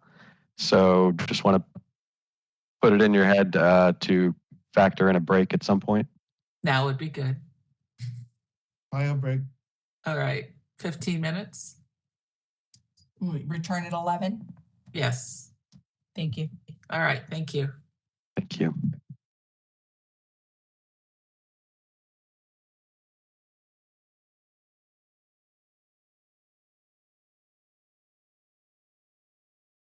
All right. Dolores, are you able to do a roll call vote? Yeah, that's what I'm. Roll call quorum. Yes, I'm going to do that now.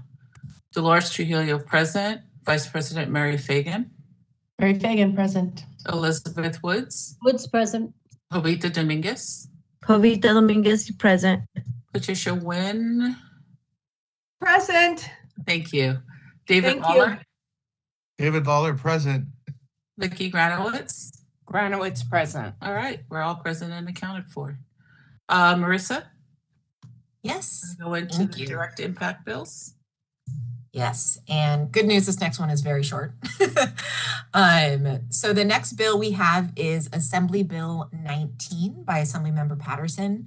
And this bill will look very familiar to you. It's kind of a combination of several bills in terms of its requirements that have been brought before you before related to opioid antagonists in schools. So for consistency, we wanted to bring this one as well. And as the session moves on, likely they'll consolidate into one. We're not sure which one. So figured it was best to cover our bases and bring them all for a vote. So this bill would simply require an individual public school operated by a school district, county office of education, or charter school to maintain at least 2 doses of Narcan or another opioid antagonist. Is it? That is the pretty straightforward. Yep. Any questions or comments from the board? You know, I want to say also to clarify that we'll take the votes and then at the very end of the bills, we'll open up for public comment. No questions or comments from the board? This is Jovita. I'm pretty pro this because the sad thing is that our young people are not understanding the implications of their life with, you know, taking opioids when not necessary or not prescribed. Thank you, Jovita. Any other questions or comments? All right.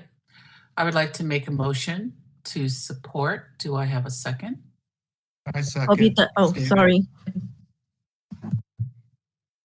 David, you second? Thank you. All right. And we'll vote at the end. Marissa, second bill? Sure. So the next bill is Assembly Bill 689 by Assemblymember Carrillo. And this bill is related to incumbent healthcare workers attending community college. So I'll start off by providing the definition of incumbent healthcare worker as outlined in the bill. And that is a worker that is paid to work in a healthcare facility to directly or indirectly care for or assist patients. A worker that has an employment history with the healthcare facility of 6 months or more, and an employer that meets the necessary community college prerequisites and co-requisites. So this bill would do 3 things beginning with the 2024-2025 academic year. First, it states that a community college with a limited enrollment course or program must have at least 15% of their admitted students, but no less than 3 students per incoming cohort, be incumbent healthcare workers, as long as those workers would otherwise meet the normal eligibility criteria to be admitted into the program. And the bill does provide a little caveat that in the case the school does not receive a sufficient number of applications from incumbent healthcare workers to meet those minimums, they still would be considered in compliance, so they wouldn't be penalized for that. Second, a community college that administers a priority enrollment system must grant registration priority to students who are incumbent healthcare workers. And lastly, a community college nursing program also must have at least 15% of their admitted students, but no less than 3 students per incoming cohort be incumbent healthcare workers, again, as long as they meet the normal eligibility requirements as any other student would for admittance. And then there's one last provision that removes a sunset date of something that's currently in law. So under current law, community college registered nursing programs are authorized that if they're determined that the number of applicants exceeds its capacity, they are allowed to admit students using either a multi-criteria screening process, a random selection process, or a combination of a multi-criteria and random selection process. So in current law, that provision is set to expire as of January 1, 2025. This bill would extend those provisions indefinitely by removing that sunset date and just making it a permanent part of the code. So happy to answer any questions.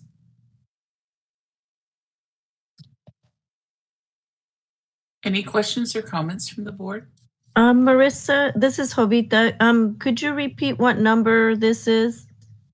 Sure. So this is on your agenda. It'll be bill number 3, and it's AB 689 by Assemblymember Carrillo. Thank you. Oh, I think on our, okay. Oh, did I say the wrong? Sorry. No, it's just that I'm losing track where we're at. So I just wanted to verify. Sorry, at bill number 2. Apologies, because I took 1028 first. I messed myself up. Sorry about that. So yeah, Assembly Bill 689 by Assemblymember Carrillo, and it's number 2 on the agenda under agenda item 6. Sorry about that, Jovita. I appreciate you. So if less than 3 students, then this bill would not apply, correct? Correct. So there's a provision in there where if they don't get enough applications, I believe, for incumbent healthcare workers that would allow them to meet that 3-student minimum, then they wouldn't be penalized. They would be considered in compliance. It doesn't specify in the bill, but my guess is that means if they had, 2, they would still be required to admit those 2. 1, still be required to admit those 1. But if they couldn't be in trouble because they didn't have enough to meet that 3. Got it. All right. Any questions or comments from the board? I would like to make a motion to support this bill. Do I have a second? Jovita seconds. Thank you, Jovita. All right. Yeah. Moving on to number 3, AB 996. So Assembly Bill 996 by Assemblymember Lowe. This bill is related to conflict of interest policies for our CE providers. The bill would require any board or bureau within the Department of Consumer Affairs that is responsible for approving continuing education providers or courses to develop and maintain a conflict of interest policy.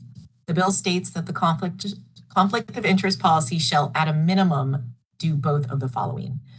Discourage the qualification of any continuing education course if the provider of that course has an economic interest in a commercial product or enterprise directly or indirectly that is promoted in that course, and also would require any conflicts to be disclosed at the beginning of each continuing education course. So pretty short bill. Happy to answer any questions on that as well. Now, this was a bill that came up in our sunset hearing or a request. Correct. This has come up, I believe. It came up in ours, and we've heard from other boards and bureaus. It had been brought up in their sunset bill discussions as well. Okay.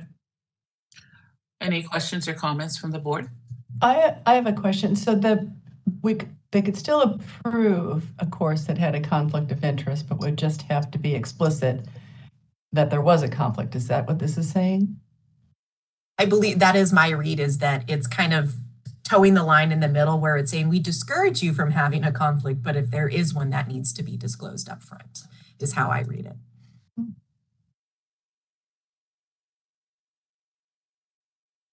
Thanks, Mary. Any other questions or comments?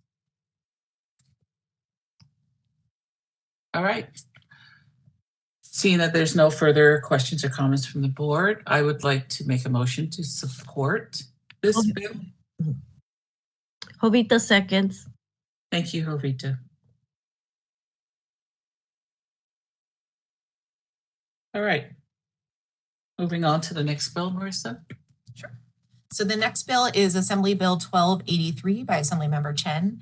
And just a little bit of background that was in the analysis. This bill is somewhat in response to a piece of federal legislation that was recently signed into law about a year or two ago. And that would increase the preference that is given when awarding allergy and asthma related grants to states that require public schools to have allergy and asthma management programs. So while this bill doesn't have a requirement in it, it does authorize the schools to implement its provisions.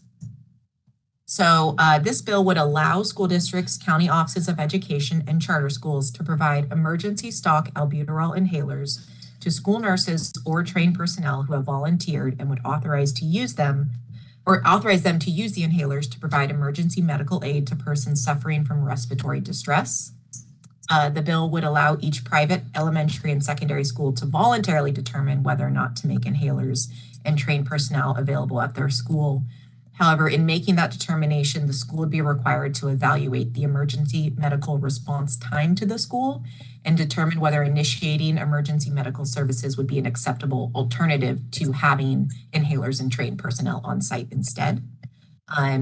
And the bill would allow each public and private elementary and secondary school in the state to designate one or more volunteers to receive initial and annual refresher training regarding the storage and emergency use of stock albuterol inhalers from the school nurse or other qualified person. And it would be recommended that each school have at least 2 trained school employees on site. And then lastly, the bill contains some training requirement provisions for the Department of Education. It would require the superintendent of public instruction to establish minimum standards of training for the administration of stock albuterol inhalers and require them to be re-reviewed every 5 years in consultation with organizations that have expertise in this subject area. So somewhat similar to the epinephrine bill that we had discussed at a past one, but this one's more related on inhalers.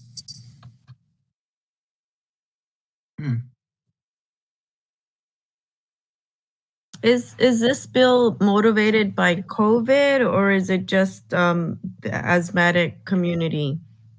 I'm just curious how, if you do know. Yeah, I think based on my research, I think it's from the community pushing it, but also, as I mentioned, there was a piece of law, a federal law that was signed, I think it was either 2021 or 2022. It's in the analysis. And that law is trying to encourage states to incorporate more allergy and asthma kind of programs into their schools. So it essentially says if you require your schools to incorporate these various provisions around increasing access, we'll give you kind of preferential points when awarding certain grants.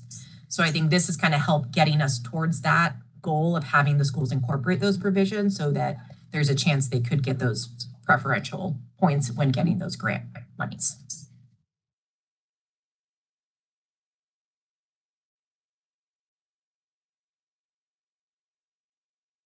And the parents would be notified. Is there anything in there that says that the parents will be notified?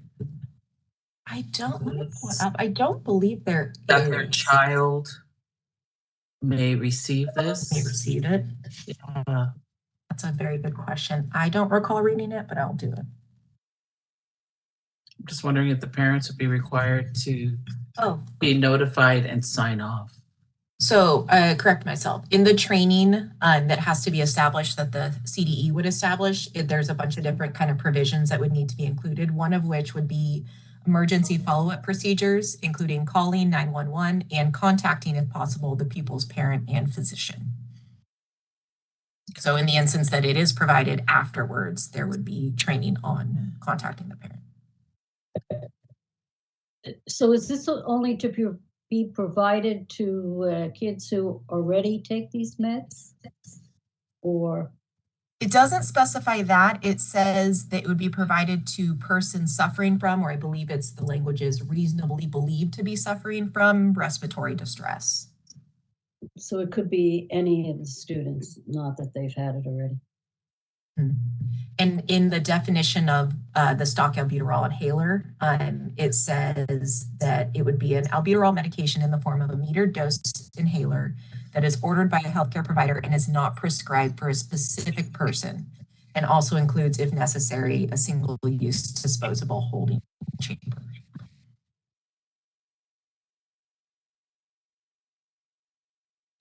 You know, they would have to adequately determine that the child was in an asthmatic crisis.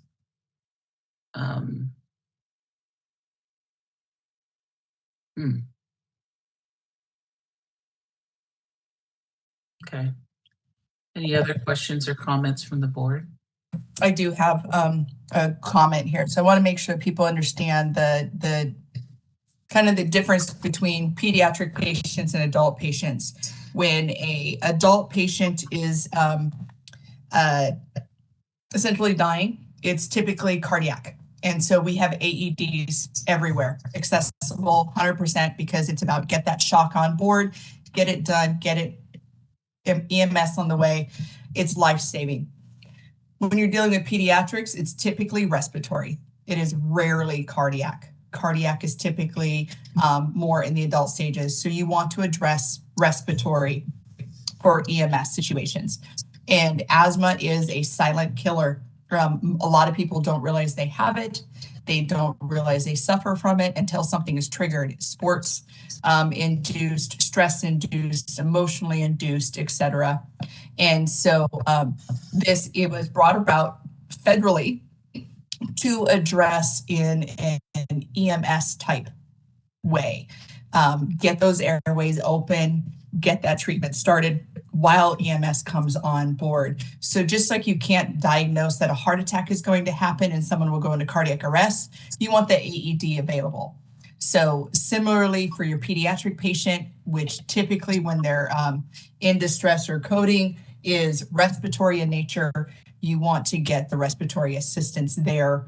And an albuterol inhaler is the minimum truly that can be done. It's not going to be life-saving, but it might be kind of life-sparing, decrease some of the potential anoxic effects that might occur with delay of arrival of EMS, similarly to the adult, where you would want to have the AED and a shock delivered prior to potentially EMS arriving. So hopefully that provides a little bit of explanation why they would want an albuterol available for people that may be undiagnosed, because respiratory issues is what you would address first in a child versus an adult.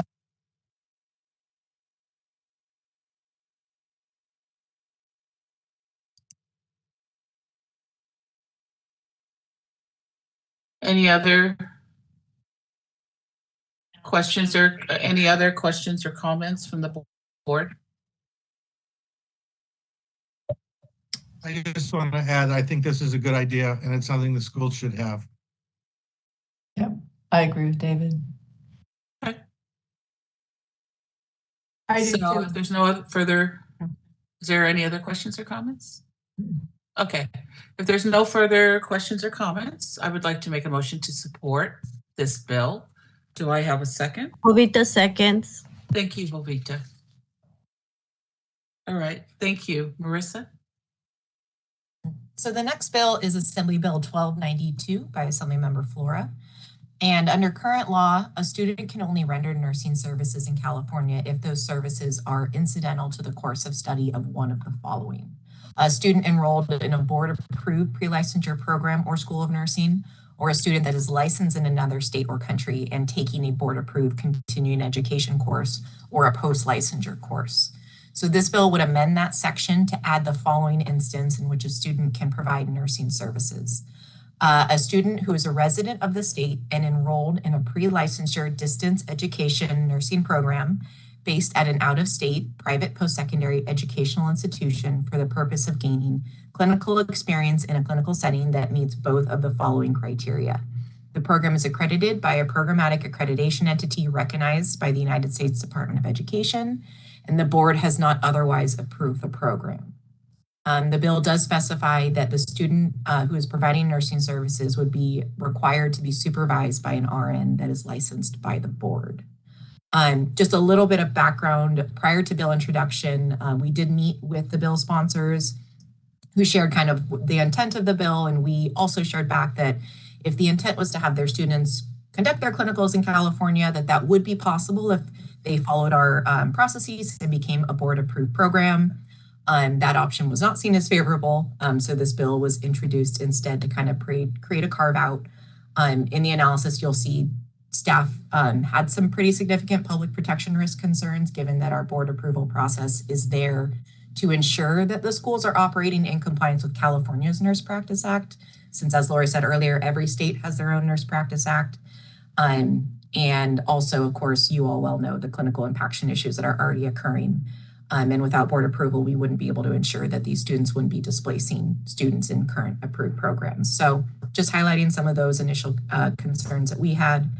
and happy to answer any questions. So this is an out-of-state school that would like to have their students from California attending this out-of-state school to be able to complete their clinical here in the state. The sponsor. Yes, the sponsor is a private for-profit institution out of Utah that would like to provide distance learning to California residents who want to do nursing school. They would attend their academic institution virtually or through distance learning for the theory component, and they would do their clinical practice here in California. This was one institution that approached us several times. They met with the prior EO, they met with me, and each time were provided a pathway in, and then a bill was introduced. This is not specific to a school. If this bill passes, it is specific to every out-of-state for-profit academic, for-profit or not-for-profit academic institution. To give the kind of differences in approval, the BRN approves nursing programs. We don't approve academic institutions. We approve the program that is being offered by the academic institution. BPPE approves for-profit, not-for-profit private institutions. The Community College Chancellor's Office approves the community colleges. The CSU's Chancellor's Office approves the CSUs, et cetera, et cetera. So there's partnership. This would address the out-of-state private academic institutions, both for-profit and not-for-profit, that would like to come in here. Using Utah as an example, Utah does not require board approval for their education. There is a law there's a bill that's been introduced this year to change that. But currently, Utah's Board of Nursing doesn't even approve their nursing programs. They're one of the rare states that don't do this. And that's why there was a bill introduced to revert back to board approval because they deferred completely to accreditation. In Florida, there's a huge controversial issue happening right now with accredited institutions that are committing fraud, and that is called Operation Nightingale. There is FBI involvement, et cetera. We've all been noticed. That is public, and we have several people that have received transcripts of not attending schools and are getting licensed throughout the nation. So there's a lot of public protection issues that happen to this outside of clinical impaction. You know, I'm kind of like the go-getter of clinical impaction, grow in areas that can provide the resources. The effect of this one is far more reaching than just clinical impaction. We don't know the curriculum that they're teaching. We just talked about earlier that even Arizona doesn't have the same curriculum as us. We can't have them do a direct transfer in because they don't require a microbiology with lab. We also don't have the same background checks, the same discipline processes. We had a board meeting a few months ago where we agreed to be part of the NCSBN study on I'm blanking the program's name right now. Sorry, intervention program. And we are one of the most kind of strenuous boards with that. We require the most testing, we require the most follow-up, et cetera, et cetera. And there are other boards that they may test once a month. You know, these are the things. Each board of nursing is different. And so we provided them a pathway in, and what they told us is this was not under their business model. Because there are additional requirements for approval in California than what they would have to do in Utah. So just for full transparency, we have met with the legislative staff, their lobbyist, as well as the owner, the marketing director, et cetera, on this. We've told them that there is a pathway into California, and that is to do this school approval process. We'd be happy to assist them with this. They met with the prior EO greater than 3 years ago, because I've been in this role for 3 years. If they would have gone through that approval process, they would have already been approved. potentially, and could have been offering student placements already, but they're choosing this pathway instead. Lori, can I ask you a question? Absolutely. This is David. If the students do their clinical here, when they get their license, are they licensed in Utah or are they licensed in California? They would be licensed at whatever board of nursing they decided to apply for. They would not automatically qualify for a licensure Okay, here in good to know. California. Thank you. Because the curriculum has not been approved by us. So they could go to this school anywhere and still do clinicals here and still not be licensable without doing additional coursework. We could find them where they are missing a direct patient care component. There are some states that don't require direct hands-on patient care. We have a Supreme Court decision on Excelsior College in New York that we do not accept any of their students post a certain year for licensure here because their clinicals are not appropriate for licensure in many, many states, not just California. Yet they're an accredited institution. We hear it all the time that they're accredited. Why don't we let them in? But there was a court decision saying that they should not be licensable in California because of our requirements. So there's a lot of issues that come with this. Thank you. I'll remind people also that we have enough problem placing our own students from California schools in clinical rotations. Correct. If you remember the public commenter earlier, she talked that she had lost 20 preceptor placements.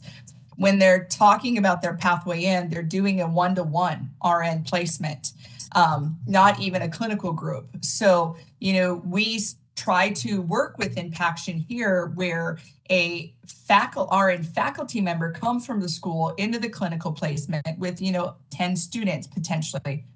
Lower since COVID, more like 5 or 6 students. But it's 5 or 6 to that one RN faculty member. And although they have an impact on that unit, they have an impact on the nurses that are working that day, that impact is slightly alleviated by having that competent faculty member there and readily available to work with them. This setup is a 1-to-1. So they have to have ARN signed to the student during that entire shift. Additionally, we have like Nurse Practice Act requirements that you can't supervise other students unless you have a clear and unencumbered license. There's different things. And even our preceptor laws are different. Our preceptor laws require a RN that's going to precept the student to be at that facility for 1 solid year prior to them being able to precept a student, because you want that familiarity with culture, with the physicians, with other healthcare professionals, know where supplies are, etc. There is none of those requirements at this point. We also require that our preceptors be evaluated by the student when they finish it, so that they can deem whether or not that school wants to use that preceptor again, because we obviously do know that there are some nurses that do better as preceptors and some nurses that do better in a more supportive role and not typically an assigned preceptor. So those are things that, again, just logistical that kind of become problematic and increase kind of that impaction. The other thing is if you have Mary, with children and stuff, she can probably even speak to this as well. If you have RNs tied up with students on a preceptor role, that affects your new grads coming in as well. So new grad orientations will displace preceptors for the time of the new grad orientation. And so those are things to take into consideration too. There may not be RNs readily available for them, because right now we know multiple new grad programs coming in because we're trying to really beef up that nursing pipeline and get support back in. So I just don't see how California can support this with our current setup. And I truly believe that the unintended consequences are so numerous that we couldn't even be able to list them here, let alone the direct consequences that could absolutely happen. Thank you, Lori. This is Jovita. But with in the morning, the person that I believe has a school down south near the border, I would hope that the BRN can try to assist. I know we can't micromanage, but at least you know, I believe I read in one of the things where people from San Diego are coming and impacting their area. I totally get it because our hospital is also doing more than just one new grad program because of the need. But at least we need to be aware when these LA, San Diego areas are, and even up north in the San Francisco area, San Jose area, trying to outsource to other places. We need those communities protected too, because the students, for the most part, stay in their community. They tend to be creatures of habit, which is that community's savior. Yeah, correct. That's kind of outside the purpose of this bill. This bill would further impact the issues that we already have. This is out of state private institutions that are having clinicals in our state. We don't know which private institutions, we don't know how many students, we don't know what hospitals or healthcare facilities they would be at. We don't know with which nurses they would even be with. There is so much here that we would not have any information on. So as our board is trying to make evidence-based decisions based on resources, faculty available, clinical spaces available, the risk of the school, whether it's a brand new school, whether there's huge amounts of faculty turnover, turnover in administration, et cetera. Those are things we monitor. We would have zero of that information around any of these schools that are coming in that would be providing distance education to our California residents, and those students would then be doing clinicals here. On surface, it sounds like an amazing service. I want to really kind of make that clear. On surface, this sounds amazing. It sounds like they're truly offering a service to our students. It sounds like our students would benefit. We know that our students are complaining that they can't get into schools here. This is a wonderful opportunity for them. It's not that that's not a good attempt. It's that it's not able to be carried out without any kind of untoward effects. So that's really the issue here. And so although it's a really good thing in spirit and in nature, it's not implementable, which is why we recommended that they come in through the approval process and still allow them to have a pathway in. I make a motion that we reject it. Yeah, and I want to disagree with you, Loretta. I think that it's a blatant workaround. I think you're being very kind. I think it was obvious what they were trying to do. So I'm just saying. Trying to be the devil's advocate here, both pros and cons. I appreciate that. Thank you. So I need a second. Yeah, I seconded it. Doesn't matter. I did second it. Oh, okay. Yeah, it's, we provided a path for them to come in, but it's not part of their business plan. That concerns me. Right. So, all right. So motion was to oppose and was seconded. We can move on to the next bill. So the next bill is Assembly Bill 1707 by Assemblymember Pacheco. And this bill would prohibit a healing arts board under the Department of Consumer Affairs from denying an application for licensure or suspending, revoking, or otherwise disciplining a licensee solely on the basis of a civil judgment, criminal conviction, or disciplinary action in another state based solely on the application of another state's law that interferes with a person's right to receive sensitive services if they would be lawful if provided in California. And the bill defines the term sensitive services as all healthcare services related to the mental or behavioral health, sexual and reproductive health, sexually transmitted infections, substance abuse disorder, gender affirming care, intimate partner violence, and others. The bill would carry those prohibitions also to health facilities and prohibit them from denying, removing, or restricting the staff privileges of a person that is licensed by a healing arts board solely on the basis of a civil judgment, criminal conviction, or disciplinary action in another state based solely on the application of another state's law that interferes with a person's right to receive sensitive services that would be lawful if they were provided in California.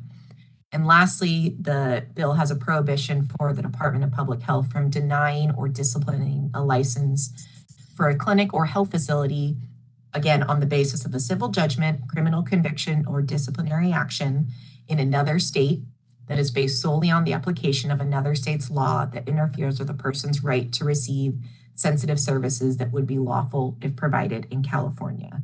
So kind of high-level summary is if someone receives any type of discipline or conviction in another state for providing these sensitive services, that there's limits on the discipline that can be had here in California if those services would be legal if they had been provided in California. So this is kind of referring to things such as gender-affirming care, reproductive services, and whatnot, all those listed ones. Did we go over 1577? Oh, you're right. I just totally skipped it. I'm so sorry. Oh, no. I thought maybe I missed it. No, I was scrolling down and I scrolled down too far. Right. I We'll do apologize. 1707 and then we'll do 1577 after. So sorry. That's okay. No problem.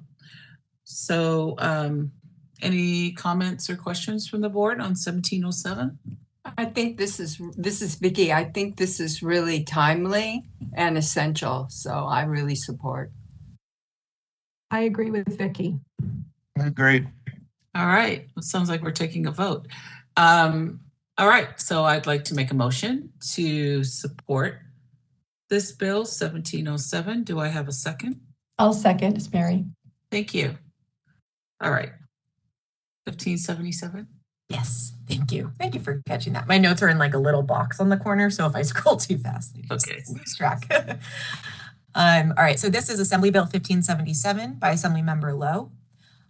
This bill has actually been amended further since the bill analysis was sent out to you all, so I'll provide an overview of the most current provisions, but just wanted to mention that. This bill would require a general acute care hospital to report to the California Department of Public Health on a quarterly basis the number of nursing clinical placements filled by the hospital for that quarter.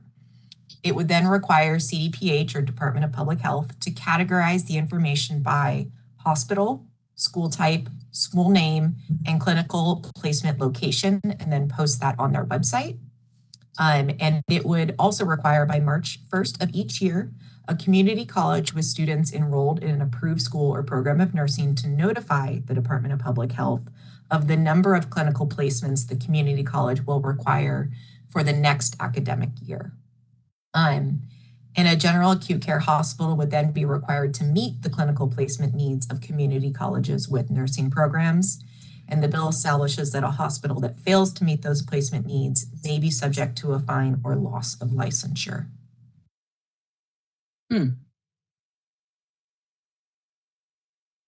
That's it. I have some thoughts about this bill that I'd like to Go ahead, share. Mary. Yeah. Yeah, I 100% support transparency in terms of clinical placements. I think that would help us so much in terms of making decisions about new programs or program growth. And I also support us protecting spots for our community colleges. But I'm very worried about the requirement that to really understand the requirement that it places on hospitals. One of the things that it only applies to general acute care hospitals, not like long-term care facilities or outpatient settings, which are also very important places for clinical placement. So I would like to see it broadened so that it would be any place that would be a clinical placement that we would have transparency to. I am concerned that if failure to comply could revoke a hospital's license. I mean, that's really, I get some sort of penalty, but revoking a license to me sounds extremely harsh. And then the other thing is that clinical placements aren't the same. So some schools require, in pediatrics, for instance, some require 30 hours, some require 60 hours. So I think if we're going to have this transparency, we probably need it at a more granular level so we can really understand what the clinical placement capacity would be. So although I support the theory behind this, I think the way that it's worded right now is not going to be helpful and really could be very detrimental to hospitals, I think, and really hard to manage. I have a question for Marissa. Go ahead, Tricia. Thanks, Dolores. Thank you, Mary, for bringing that up, because in reviewing the bill, I didn't see that. So I really appreciate your comments. Marissa, while I do think this bill is a good idea, some of the concerns that Mary raised are pretty significant. I'm wondering if you've had conversations with the author's office and whether they would be amenable to some amendments to address those concerns. I agree, licensing, you're going to shut down a hospital over an offense. What about that community? I have not yet. I had reached out for a fact sheet just to kind of get some more insight in the background, and I hadn't heard back. And like I said, the bill was just fairly recently amended earlier this week, actually on the 17th.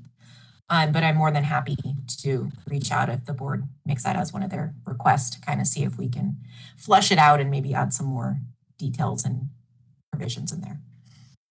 So I'd also like to point out some of the, I believe the reasons that some of this information, this bill was introduced. We've been, as a board, as a representative board, been meeting with Lowe's office and several staffers since the implementation of AB 2288, since that was introduced back during COVID. Because when COVID happened, all the healthcare facilities shut down to students and did not allow for any students in to progress or graduate. Absolutely understand the reasonings behind that. But that created quite an issue with all of our academic institutions. With that, there was a lot of discussion on how do we manage this? What can we do policy-wise to see that this kind of never happens again? And they went ahead and wrote laws that required us to decrease our academic standards. When we had those meetings and in representing the board with those, I shared that the only thing that had changed during COVID was that clinical facilities were no longer available. And that if they truly wanted to make an impact, that you would have to have a bill introduced to impact clinical facilities, healthcare facilities, ensuring that clinicals can be continued. Physicians assistants, medical doctors, DOs, nurses, we were all kind of screaming that same kind of chant during COVID and trying to get just healthcare facilities to open back up, complete clinicals to move forward. During that same COVID year, we had a California state audit that came in and looked at our approval of enrollment increases. And they gave us 9 recommendations. A couple of the recommendations I will actually read, and that was recommendation number 4. And it says, to ensure that the BRN is using up-to-date, accurate, and objective information to inform the governing board enrollment decisions and to assess clinical capacity for student placements. By April 1, 2021, the BRN should do the following. Update its clinical facility approval form to capture the annual capacity estimates from clinical facilities, as well as annual clinical placement needs of the programs. That's exactly what this bill is asking. It is assisting us to do the California state audit recommendations to get that data. We did update our clinical facility approval form. We did ask for all of the clinical capacity that they have on an annual basis. We also asked for the schools to let us know what their clinical placement needs were. We've done what this bill is asking through our clinical facility approval form called the EDPP 18. And so we are now transferring that into a clinical facility approval database, and that should be going live this year. And with that, we will then clear the remaining 3 recommendations from the California State Audit for you guys to make evidence-based decisions by knowing what the clinical capacity is. Mary is absolutely correct. It's not far enough reaching. If you guys do look at this bill and are in support of it, it would still need to have some further work. it would need to include other clinical facilities outside of just the acute care hospitals. And losing license is definitely very extreme. So we obviously would not want to support anything like that that would remove licensure of a hospital that serves various communities. But I did want to make sure that you guys were aware that CDPH, which is the department with this, would be the one collecting the information. They already collect a lot of healthcare facility information. This should be one more data point for them, two more data points, sorry. And that is in alignment with everything that California State Auditors told us to do for our board to make enrollment decisions. Thank you.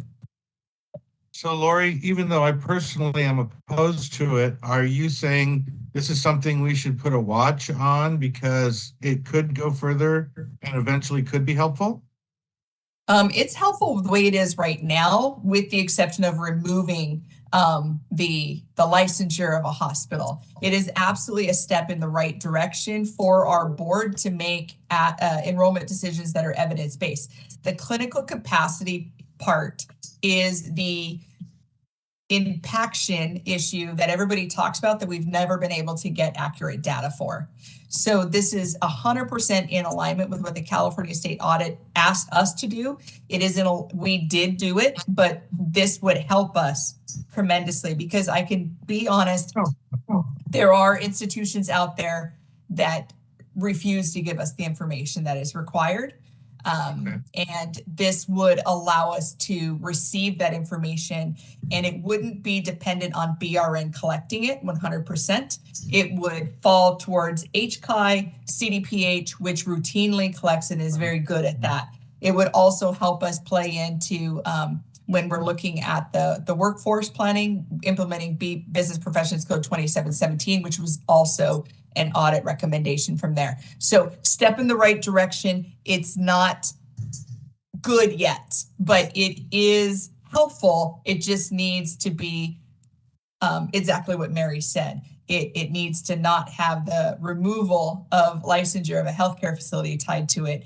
And it needs to be more expansive and go towards the community settings to all healthcare facilities that are licensed, not only under CDPH, but, with CMS, et cetera, HHS. Yeah. I'd like to make a motion that we watch this bill. Or support if amended? I think watch, because there's too many, to me, there's just too many things that need to be amended. The other thing that really doesn't mention about outpatient clinics in that. Right. Or long-term care, which is a tremendous place for clinical placements. I'll second Mary's motion. Okay. So watch. Thank you.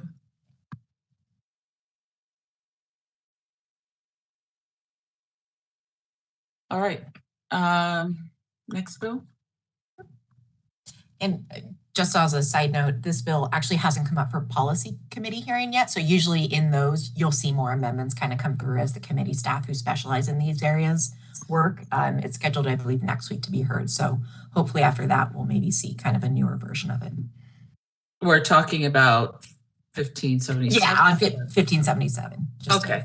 A side note. Right. So I'll keep an eye on it. But yeah, thank you. Okay. So the next bill is Assembly Bill 1722 by Assemblymember Dolly. And at our March board meeting, this bill was brought before the board and an opposed position was taken on the previous version.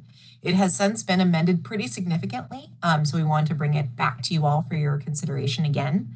The bill summary has a lot of acronyms that sound alike. So I'm going to start off by just explaining what each of the acronyms means. LVN is a licensed vocational nurse. A CSN is a credentialed school nurse. So that would be an RN that has a school nurse credential, what we would currently know of as a school nurse. And then an LEA is a local education agency. So that would be a school district, a county office of education, or a charter school. So the current version of this bill would allow for an LEA to hire an LVN to provide nursing services. so long as the LVN is supervised by a CSN, so that registered school nurse, that is employed by the same or a partnering LEA. And it does clarify that even under the supervision of that CSN, the LVN cannot practice outside of their approved scope of practice, which was one of the concerns I believe that was raised last time we discussed this bill. The bill would require that if an LEA hires an LVN that is supervised by a CSN that is employed by a different LEA, both LEAs have to enter into a written agreement that address all of the following: the duties of the CSN and the LVN, a communication policy for the LVN and the CSN, an indemnification policy for the LEA that's employing the CSN that would be supervising the LVN, the financial arrangement between the two LEAs to kind of share those staff. And lastly, the additional compensation for the CSN to act as a supervisor to the LVN. The bill also states that an LEA can only hire an LVN under these new provisions of the bill if first they've conducted a diligent search for a suitable CSN every school year. And then the bill also includes RNs and LVNs under the supervision of a CSN on the list of authorized school personnel who can complete vision and hearing screenings. And lastly, the bill would encourage county offices of education to set up networks of CSNs for employment by LEAs that are not able to hire CSNs, so kind of like a pool of available staff. And it would also encourage county offices of education to provide mentoring opportunities to the LVNs. So internally, you'll see analysis when discussing this bill. A lot of great improvements have been made. Some internal stakeholders still kind of had concerns around some of the more specialized healthcare needs of students. And if an LVN is the only one on site, if someone had nursing services included as part of their individualized education plan or Section 504 plan, if there was any kind of problems there. So just raising those for your consideration as well, and happy to answer any questions. Thank you, Marissa. Any questions or comments from the board? I have a question about the CSN. They do not have to be on site, looks like. They can have several facilities to oversee. If that's the case, how many? I think that's going to depend on each LEA. My understanding is they all look a little, an LEA is kind of a broader overarching of various schools, and I'm sure David could speak to this far better than I could, but I think it's going to depend on the LEA and the geographic kind of distance that that LEA covers and how many schools are within it. I hear commonly that these credentialed school nurses, which are our RNs, our bachelor's prepared RNs right now that have done the credentialing service, that they routinely have 8 schools under them at minimum. So they are not typically on site. They usually have a rotation schedule where Monday they're at this school, Tuesday they're at this school. They might split days, and they may not even be at that school. So I have not seen a specific kind of algorithm of how that is determined or how many of our RNs are there for schools, because they're just not available. You might have positions. There might be an allotment of positions, but if those positions are filled, you still don't have a person at that facility. And that's the catch-22 here with this bill. Its purpose is to fill the gap left by this shortage, but in spite of all of these amendments, it still doesn't address the fact that you have a CSN with a half a dozen schools under their supervision, or worse, a nurse of record at the district office with nobody at the school sites themselves. So the LVNs aren't really being supervised like they would be in a hospital setting. That's still a great concern of mine. Nor are they credentialed to understand the issues in a school with those types of students' needs, which I will admit my scope is at the high school level, where they're pretty much adults, young adults, and have real medical needs, not elementary level. So I still have issues with this. I have a question about it. Marissa, maybe you can answer this, or maybe Lori can. It says if they can't, if they do a search and they can't find, a certified school nurse, then they could hire an LVN. But I mean, could one of the things just they're just not willing to pay enough, and so, they kind of create their own inability to hire, and then they get to hire an LVN who, just may not be qualified to nurse those students. And I think I'll let Lori jump in as well, but I think the funding is definitely an issue, and the school nurse salary is definitely an issue on the broader scale of the availability of school nurses. I don't think that's necessarily that each school can always get to decide what that salary, I think that's more of a systemic issue.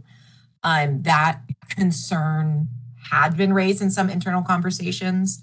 They do try in the bill to address like what a diligent search looks like, job announcements, contacting college and university placement centers, advertising, to make sure there's a really good faith effort.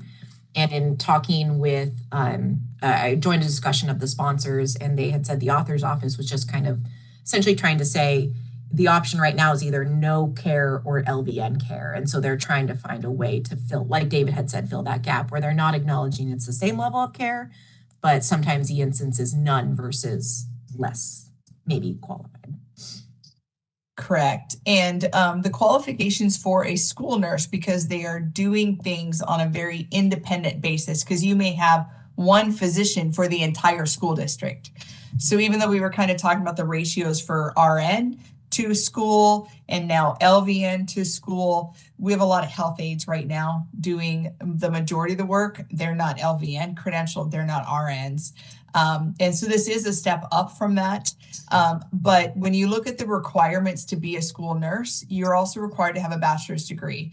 That is not a typical requirement for nurses at hospitals. Nurses at hospitals can come in under diploma grads just because they have met the licensing requirements. We have the 30 unit LVN to RN options. They have no degree posted for that as well. And we have our associate degree nurses, which come from our community colleges primarily. And we do have some private institutions that offer associate degrees as well. So we have more RNs available in our state, but they do not qualify to be a school nurse because they don't have a bachelor's degree. In addition to the bachelor's degree, they do have to complete the credentialing process, which is a year or two. Do you remember what that specific requirement is? I'm so sorry. 2 years of successful experience as a school nurse, and complete a commission-approved school nurse program to obtain the formal recommendation of the college or university where the program was completed, and that's for a clear credential. So there are some definite barriers to having more RNs to be able to help.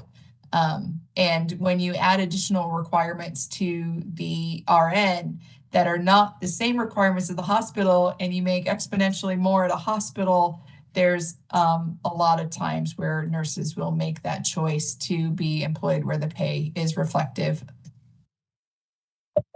Lori, is there any way, or Marissa, is there any way this bill could be amended to address that, or is that outside the scope? Sorry. To address the fact that you have to have a bachelor's degree to be a school nurse, a higher requirement and less pay.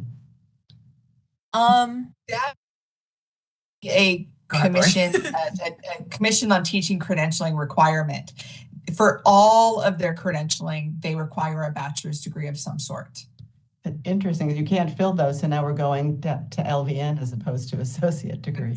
Yeah, that to me is an interesting solution because the LVN does not have an associate degree. Right. You could oppose the bill and suggest that as an alternative. You could support the bill and suggest that as an addition, or you could leave that to the subject of another bill.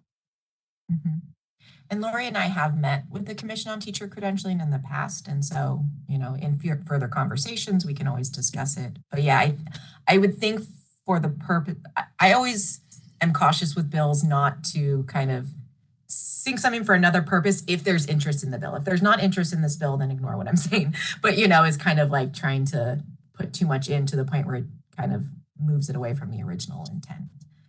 Did the School Nursing Association change they were opposed before? I didn't get an updated email from them saying what their position was. Do we know if that position has changed?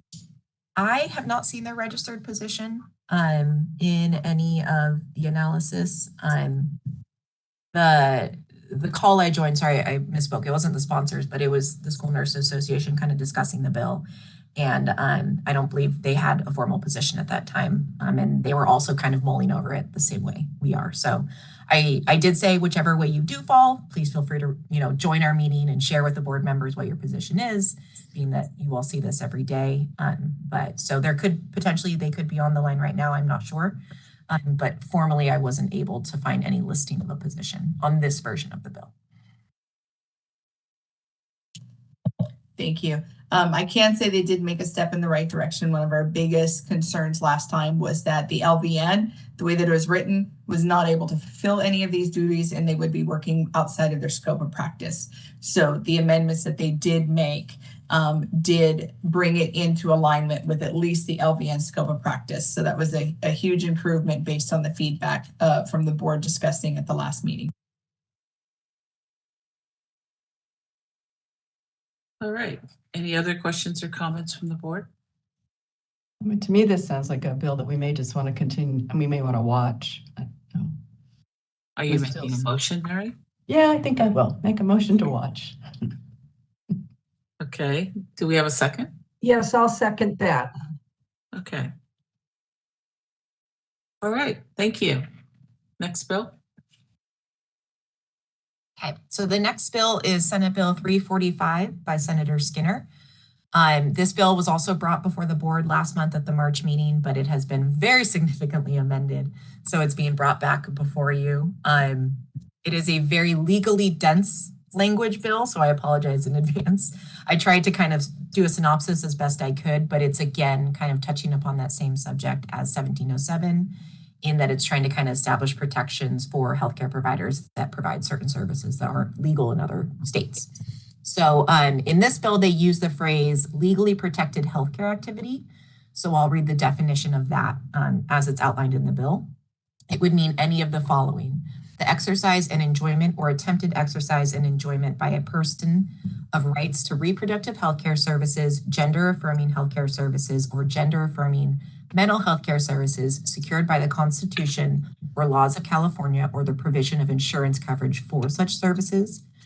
An act or omission undertaken to aid or encourage or attempt to aid or encourage a person in the exercise and enjoyment or attempted exercise and enjoyment of rights to reproductive healthcare services, gender affirming healthcare services, or gender affirming mental health care services secured by the Constitution or laws of California, or the provision of healthcare services by a person duly licensed under the laws of California, and the provision of insurance coverage for the services if the service is permitted under the laws of California, regardless of the patient's location. So I'll do a quick overview of the bill's main provisions. The bill would establish protections for healthcare providers who provide patients with a legally protected healthcare activity by doing the following: prohibiting the suspension or revocation of a license of a person solely because the person provided a legally protected healthcare activity, stating that California law governs in specified actions related to reproductive or gender affirming healthcare services, except as required by federal law, authorizing a person to file a civil action against a person who engages in abusive litigation that would infringe on or interfere with a legally protected healthcare activity, prohibiting the governor from recognizing a demand for the extradition of a person charged with a legally protected healthcare activity unless the demanding state alleges that the person was physically present in the demanding state at the time of the commission of the alleged crime and then fled, and requiring any out-of-state subpoena to include an affidavit or declaration under penalty of perjury that the discovery request is not in connection with an out-of-state proceeding relating to a legally protected healthcare activity. So happy to answer any questions. I know that's kind of a lot.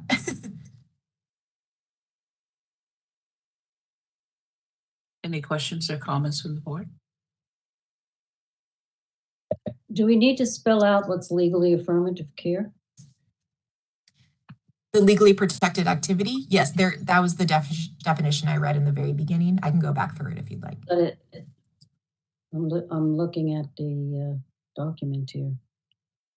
In the analysis, it should Yeah. be at the bottom. I put all the definitions at the very bottom. So on page, I think 33. Oh, it's way back down here. Yeah, it had multiple definitions, and they're all fairly dense. So I didn't want to just talk at you for a long time, but I'm happy to go over any of them. Okay.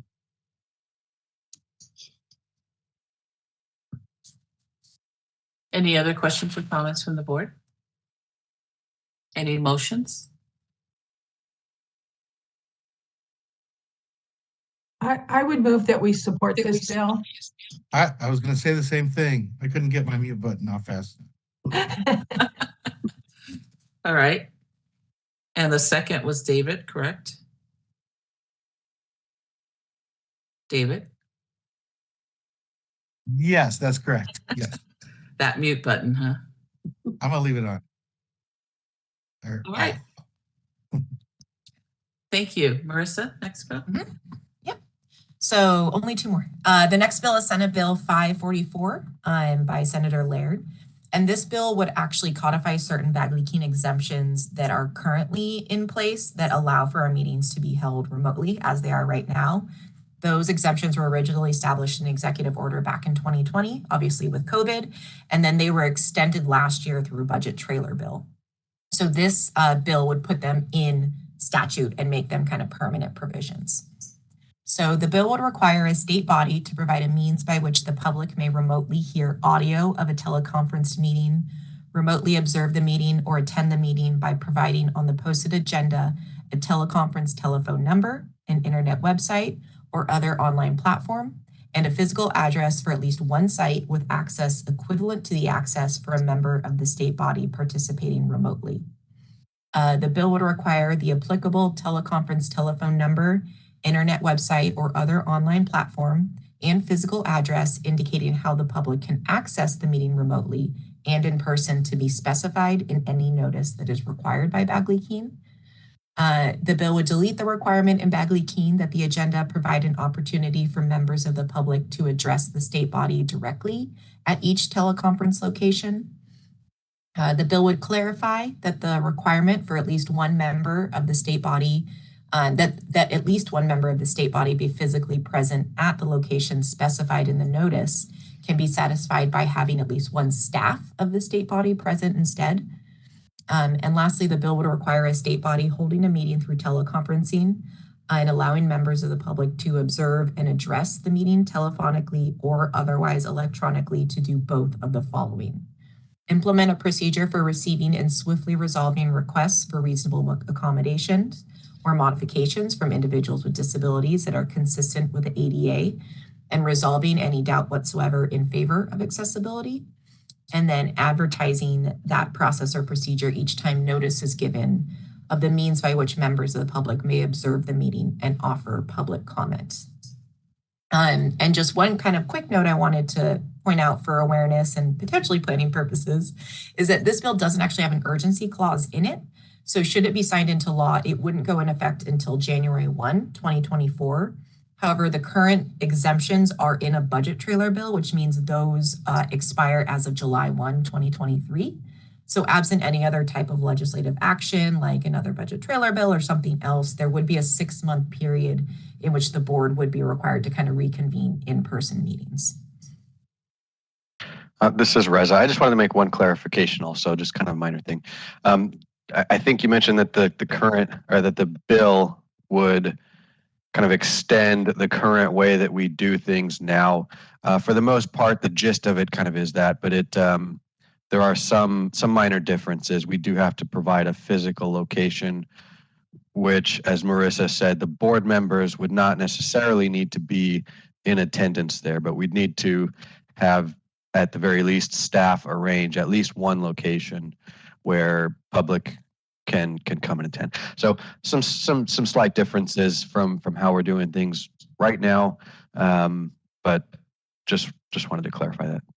Thank you. You're totally right, Reza. Sorry about that. Can an urgency clause be added? Can that be like a support with amendment or anything like that? Or say, we really like this bill, can you also speed it up? Is there anything like that could be done? It could, but there's kind of two things to consider in that. One, you're going to raise the vote threshold. So I'm not sure where kind of the members stand on this, but you need to have 3/4 vote versus majority. And two, given the typical timeline of the legislative process, unless they're already kind of planning to fast track this, bills, the deadline for a governor to sign bill, I think this year is like mid-October. So typically you're looking at fall anyways when a bill is going to ultimately get signed. So let's say we did get an urgency clause in, but it wasn't kind of really pushed through purposefully. Again, I don't know if there's an intent there to do that. That would be kind of up to the author's office and the committees. It could be that the urgency clause then still wouldn't go into effect until it was signed by the governor sometime in the fall. So not a no, but just some things to consider that it may not be like a silver bullet type thing. Well, this is Tricia. I think it's a great idea. I would really support it. And I don't think there's any harm in asking for an urgency, that we embrace this, that this allows for more public participation. I mean, I watch every month the participants that we have on these WebEx. We have 115 people. If we were meeting in person, we wouldn't have 115 people. I mean, this really opens, our meetings up to the public in a way that public hearings in Sacramento don't allow. So anyway, that's my 2 cents. I agree. I support it. So is that a motion, Patricia?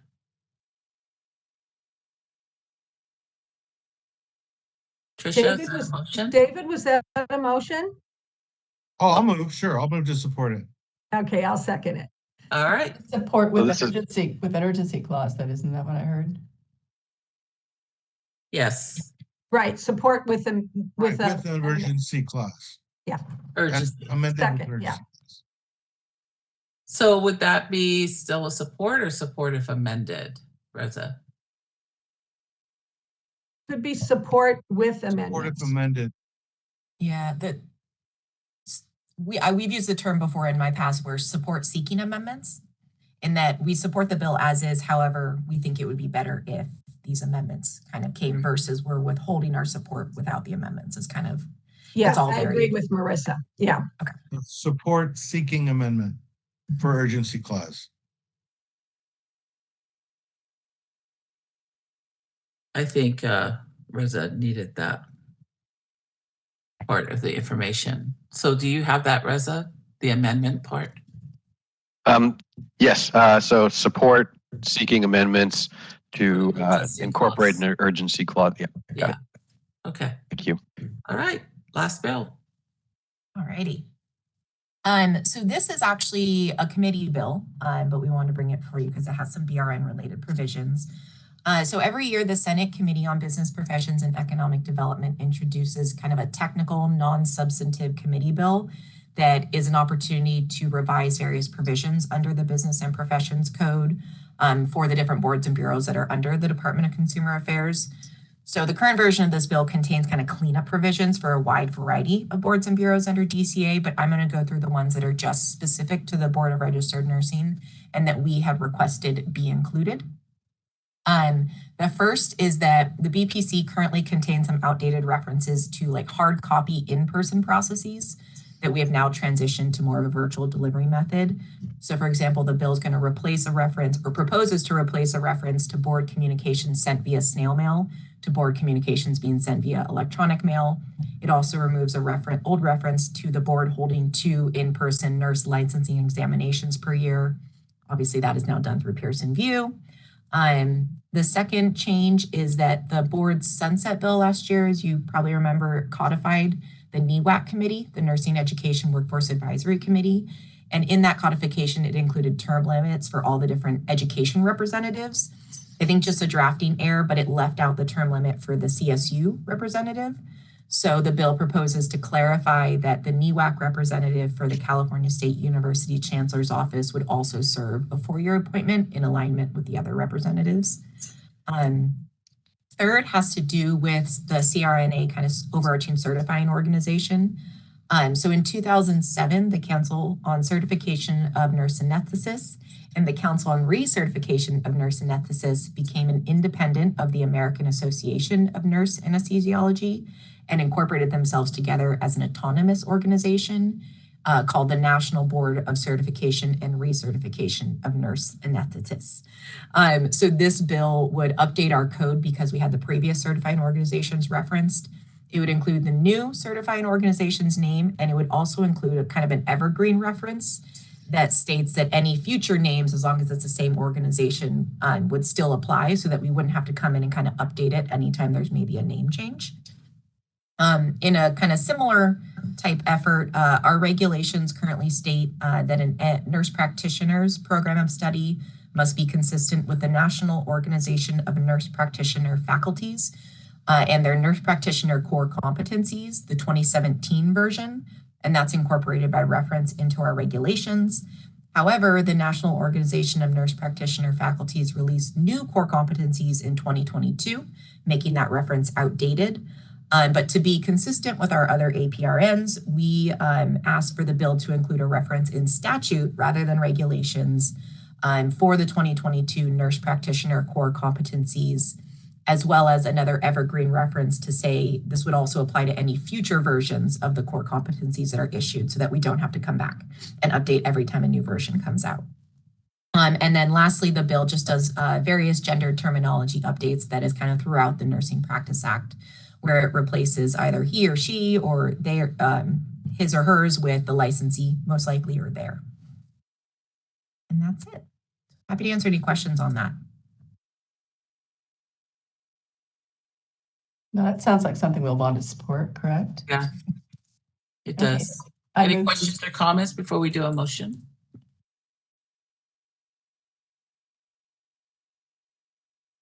Seeing as there's no questions or comments, I would like to make a motion to support this bill. Do I have a second? I'll second. Second, it's David. Thank you. All right. So we should open it up for public comment, correct, Reza? Sure. Shall we run through the list and confirm the positions Sure. before doing that? Marissa, do you want to do that? Do you want me to?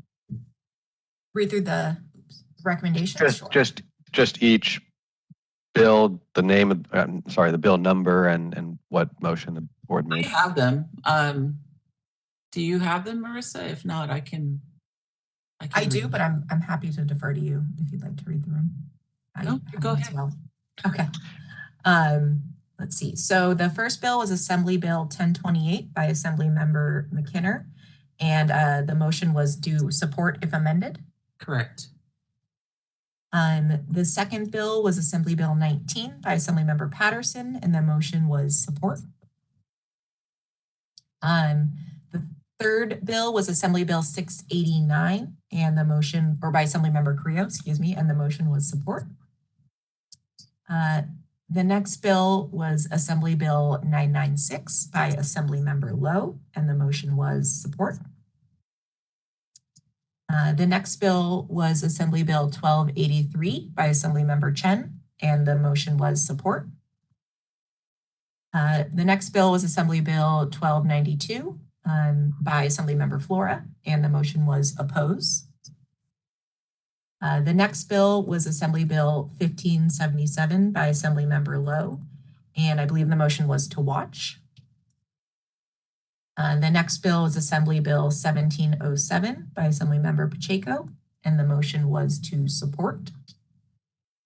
The next bill was Assembly Bill 1722 by Assembly Member Dolly, and the motion again was to watch. The next one was Senate Bill 345 by Senator Skinner, and the motion was support. Next was Senate Bill 544 by Senator Laird with a motion to support seeking amendments to include that urgency clause. And then lastly, Senate Bill 887 by the Senate Business and Professions Committee, and the motion was support. All right. Thank you. BRN moderator, could you please open it up for public comment? We will be opening for public comment now. I will be activating the question and answer feature. Please refer to the screen share for members of the public to see how they should type in the request for comment. I've activated the question and answer feature. Members of the public can indicate that they would like to make a comment by typing into the question box, "I would like to make a comment." Please remember, you will have 2 minutes to make your comments. I will not give reminders as time approaches. I do not want to interrupt you nor cause you to lose your train of thought. I will mute your microphone and inform you that your time has expired, and we'll move on to the next member of the public. I'll pause for a moment for members of the public to type in, "I would like to make a comment." This is Reza. While we wait for that pause, I just wanted to bring up the issue of the time, the 2 minutes that we give. Are we going to stick with 2 minutes or the number of bills? That's usually our standard time for any public comment, but given the format, I'm just wanting to bring that up. I would think stick to the 2 minutes. Any other thoughts from the board? I think we could ask if they wanted to volunteer that they have more than one bill that they wanted to comment on. We could consider at that point. If we were to have done this the traditional way, each bill we would have paused and taken a 2 minute. And so if they have 2 bills that they want to comment on, they could get up to 4 minutes. There's some of these bills that a lot needs to be said. And I would be concerned if we limited that ability for the public to have that interaction with us. Typically these go pretty quick and we don't have a lot of people in here, so I don't think that there's a time constraint issue with this. So it'll be 4 minutes for more than one bill or any bill? We do 2 minutes per bill typically because it would be 2 minutes per topic. But again, I don't see anybody really doing that if you look at historically. So I think we can just open it up and move forward. I don't think it's going to be an issue. All right. Thanks, Lori. Mary Steckler would like to make a comment. 1 second, please.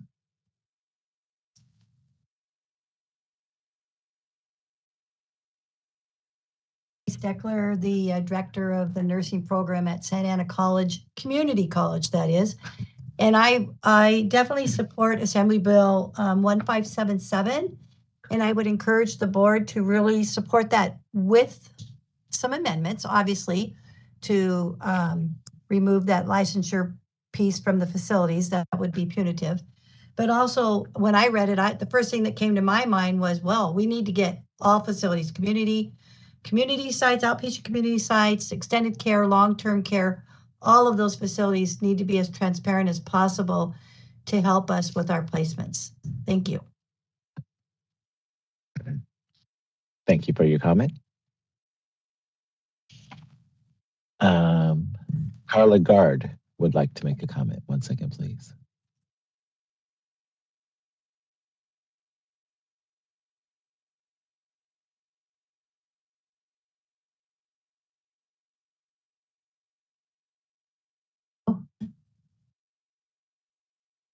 Go ahead, Ms. Gard.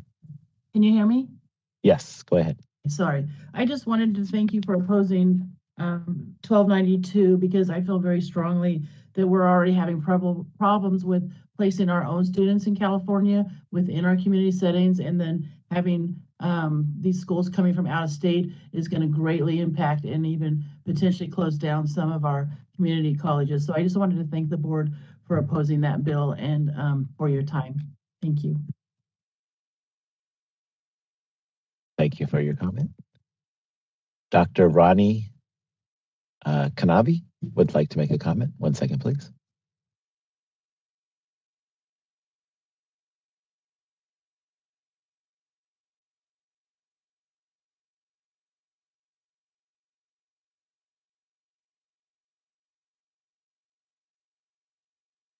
Dr. Kanavi?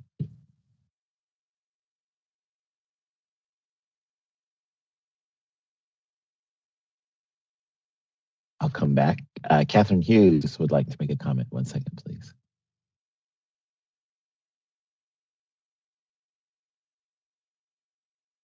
Catherine Hughes, registered nurse with the Nurse Alliance of SEIU California, and I just really quickly wanted to comment on a few.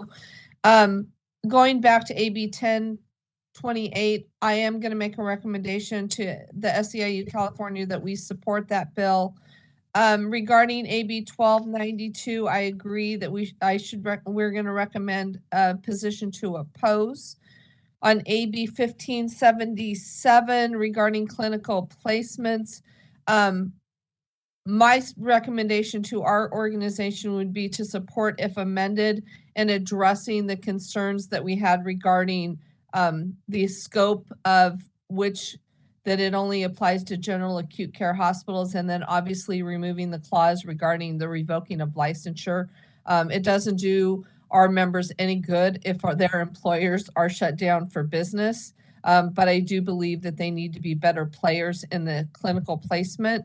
And then regarding AB 1722, recognizing that there are some complications to including LVNs in this dynamic, but also really recognizing as a mom who has had students in the education, whether it was elementary, middle school, high school, and college, there aren't enough school nurses. And most of the time there are some kind of administrator, a school secretary, or somebody that is filling in the part of the credentialed school nurse.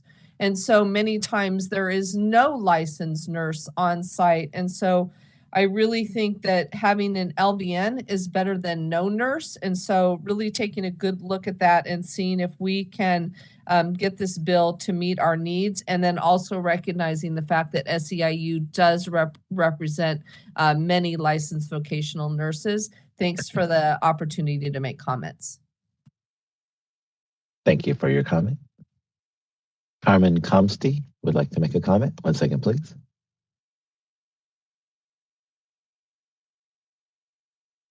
Afternoon, I think it's afternoon. Carmen Comsty with the California Nurses Association. Just to comment on a few bills, CNA is opposed to AB 1292 for several reasons, including many that were raised by the board today. Opening clinical slots to out-of-state non-board approved programs would potentially worsen the issue of clinical impaction and clinical displacement in California and would cause patient safety issues. We believe that the BRN should be maintained as the oversight agency of nursing education programs in California. On AB 1722, we also share the concerns that were raised by BRN members here, and that we believe that we should look for other ways to address the issue of too few school nurses, and we should look at it as a workforce issue and potentially seeing if there are alternatives to expanding LVNs in the school setting. And on AB 1577, CNA also shares the questions that were raised today about the recent amendments. It would absolutely be helpful for HCI and CalHHS to collect clinical placement data. However, we do believe that the BRN should maintain a role in determining clinical placement requirements at facilities rather than CDPH. Thank you. Thank you for your comment. Dr. Ronnie Kanabi.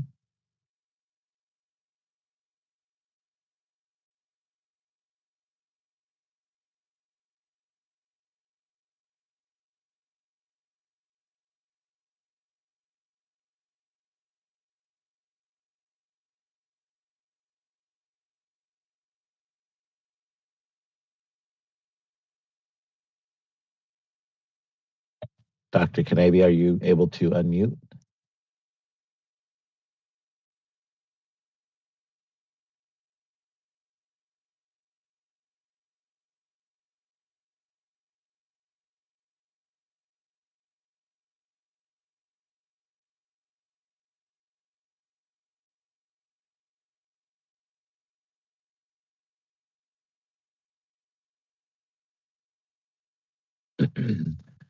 I guess I can't cannot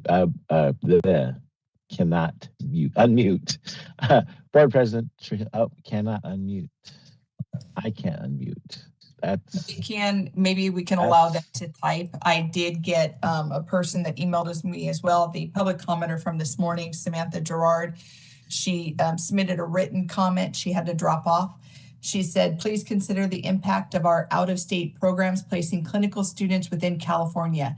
Yes, the students are California residents. However, we are already displaced from in-state nursing programs. We had 30% of our preceptors rejected this spring and last spring, and anticipate if clinical groups or single student precepts with an RN for their out-of-state nursing program, they will further limit our ability to place our current and future students. So I did receive hers. I have not received an email from Dr. Knabe that's trying to speak, but hopefully they can enter it in here and we can read that if they choose to do so. Okay, and then I have a message from 00267354 saying she can't unmute, but she's already spoken. So she could type in if it's to another bill. Okay.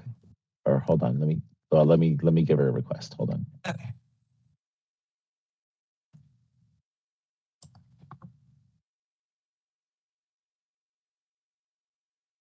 Is that was Carla Gard.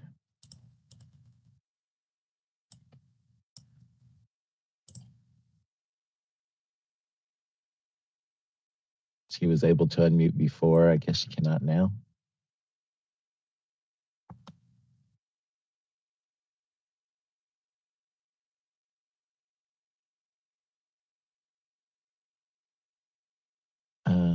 Okay, well, Board President Trujillo, there are no other public requests for comment. Would you like me to close this window?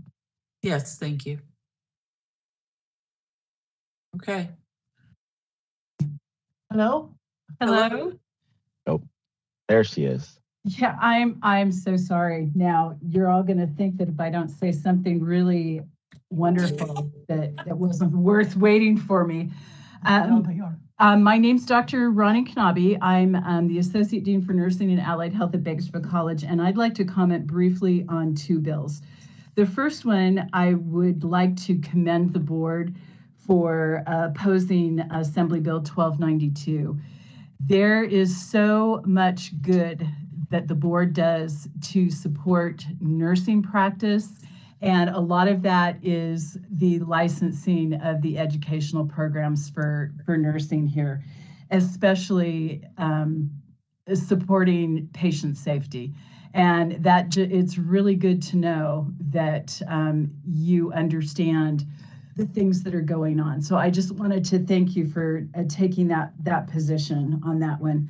The other one that I would like to comment on is Bill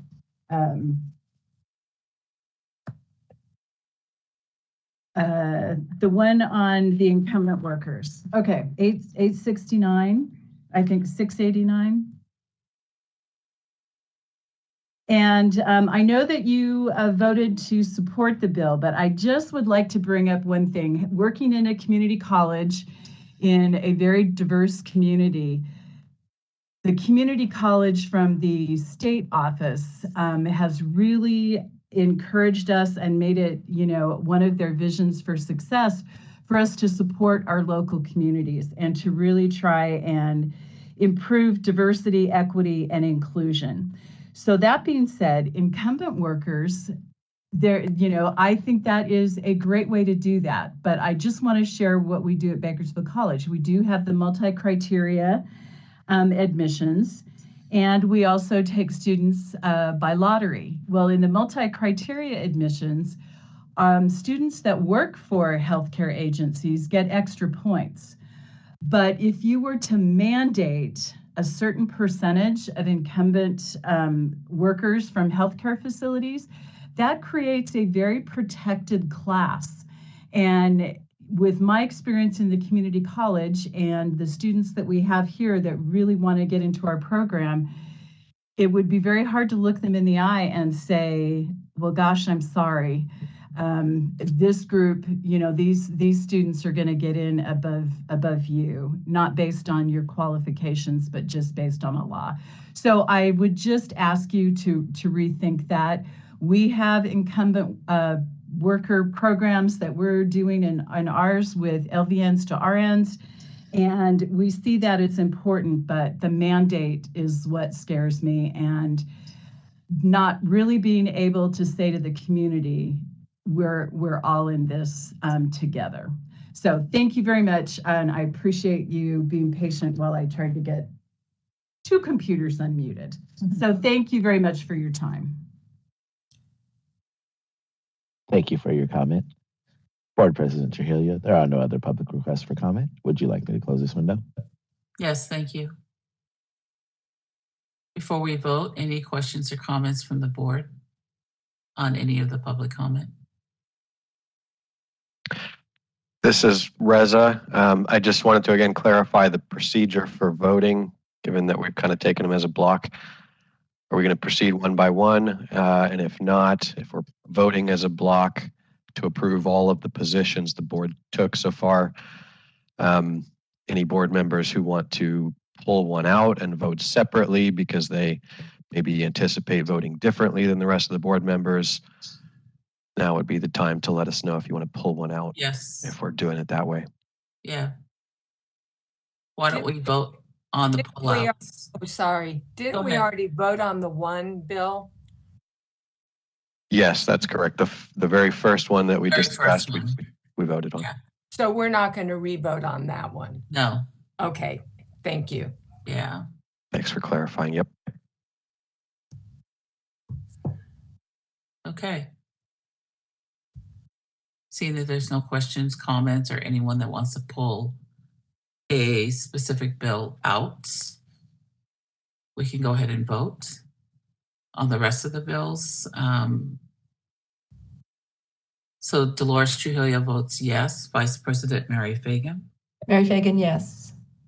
Elizabeth Woods. Woods, yes. Jovita Dominguez. Jovita, yes. Patricia Nguyen. Nguyen, yes. David Lawler. David, yes. And Vicki Granowitz.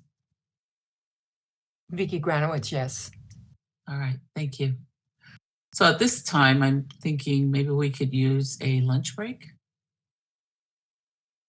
Are we done with, yeah, item 7.0 and 8.0, we can start after lunch?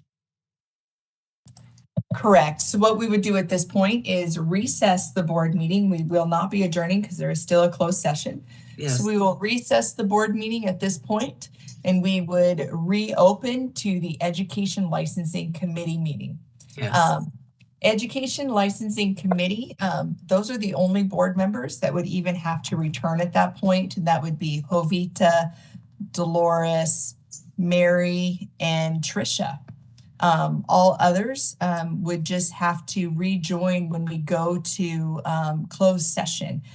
You guys are welcome to come back and be here for committee if you choose to, but you guys could also take this time and we could have board staff reach out to you when we know that closed session is coming near. So we would recess board. We will open committee when we return from lunch. We will finish and adjourn committee, and then we will go into closed session as part of our board, and we would then adjourn from closed session and probably would not have the WebEx up and everything at that point. So what time, Board President, would you like us to start the Education Licensing Committee meeting? Let's do a 30-minute lunch, or do you want longer? If you did a 30-minute lunch, that would put us at 10 after. If you want to do like 15 after or something, you can do 35 minutes. It's completely up to you. We'll do 15 after. Okay, so at 1:15, so we are adjourning at 12:38, and we are, recessing at 12:39, the board meeting. We will be opening the Education Licensing Committee meeting at 1:15. The members who are part of the Education Licensing Committee meeting are Tricia, Dolores, Mary, and Jovita. Other board members, you guys are released unless you guys want to come back, but you guys are released, and we will reach out to you about 15 minutes before going into closed session. Thank you, guys. Have a good lunch. We'll see everybody back at 1:15. Thank you.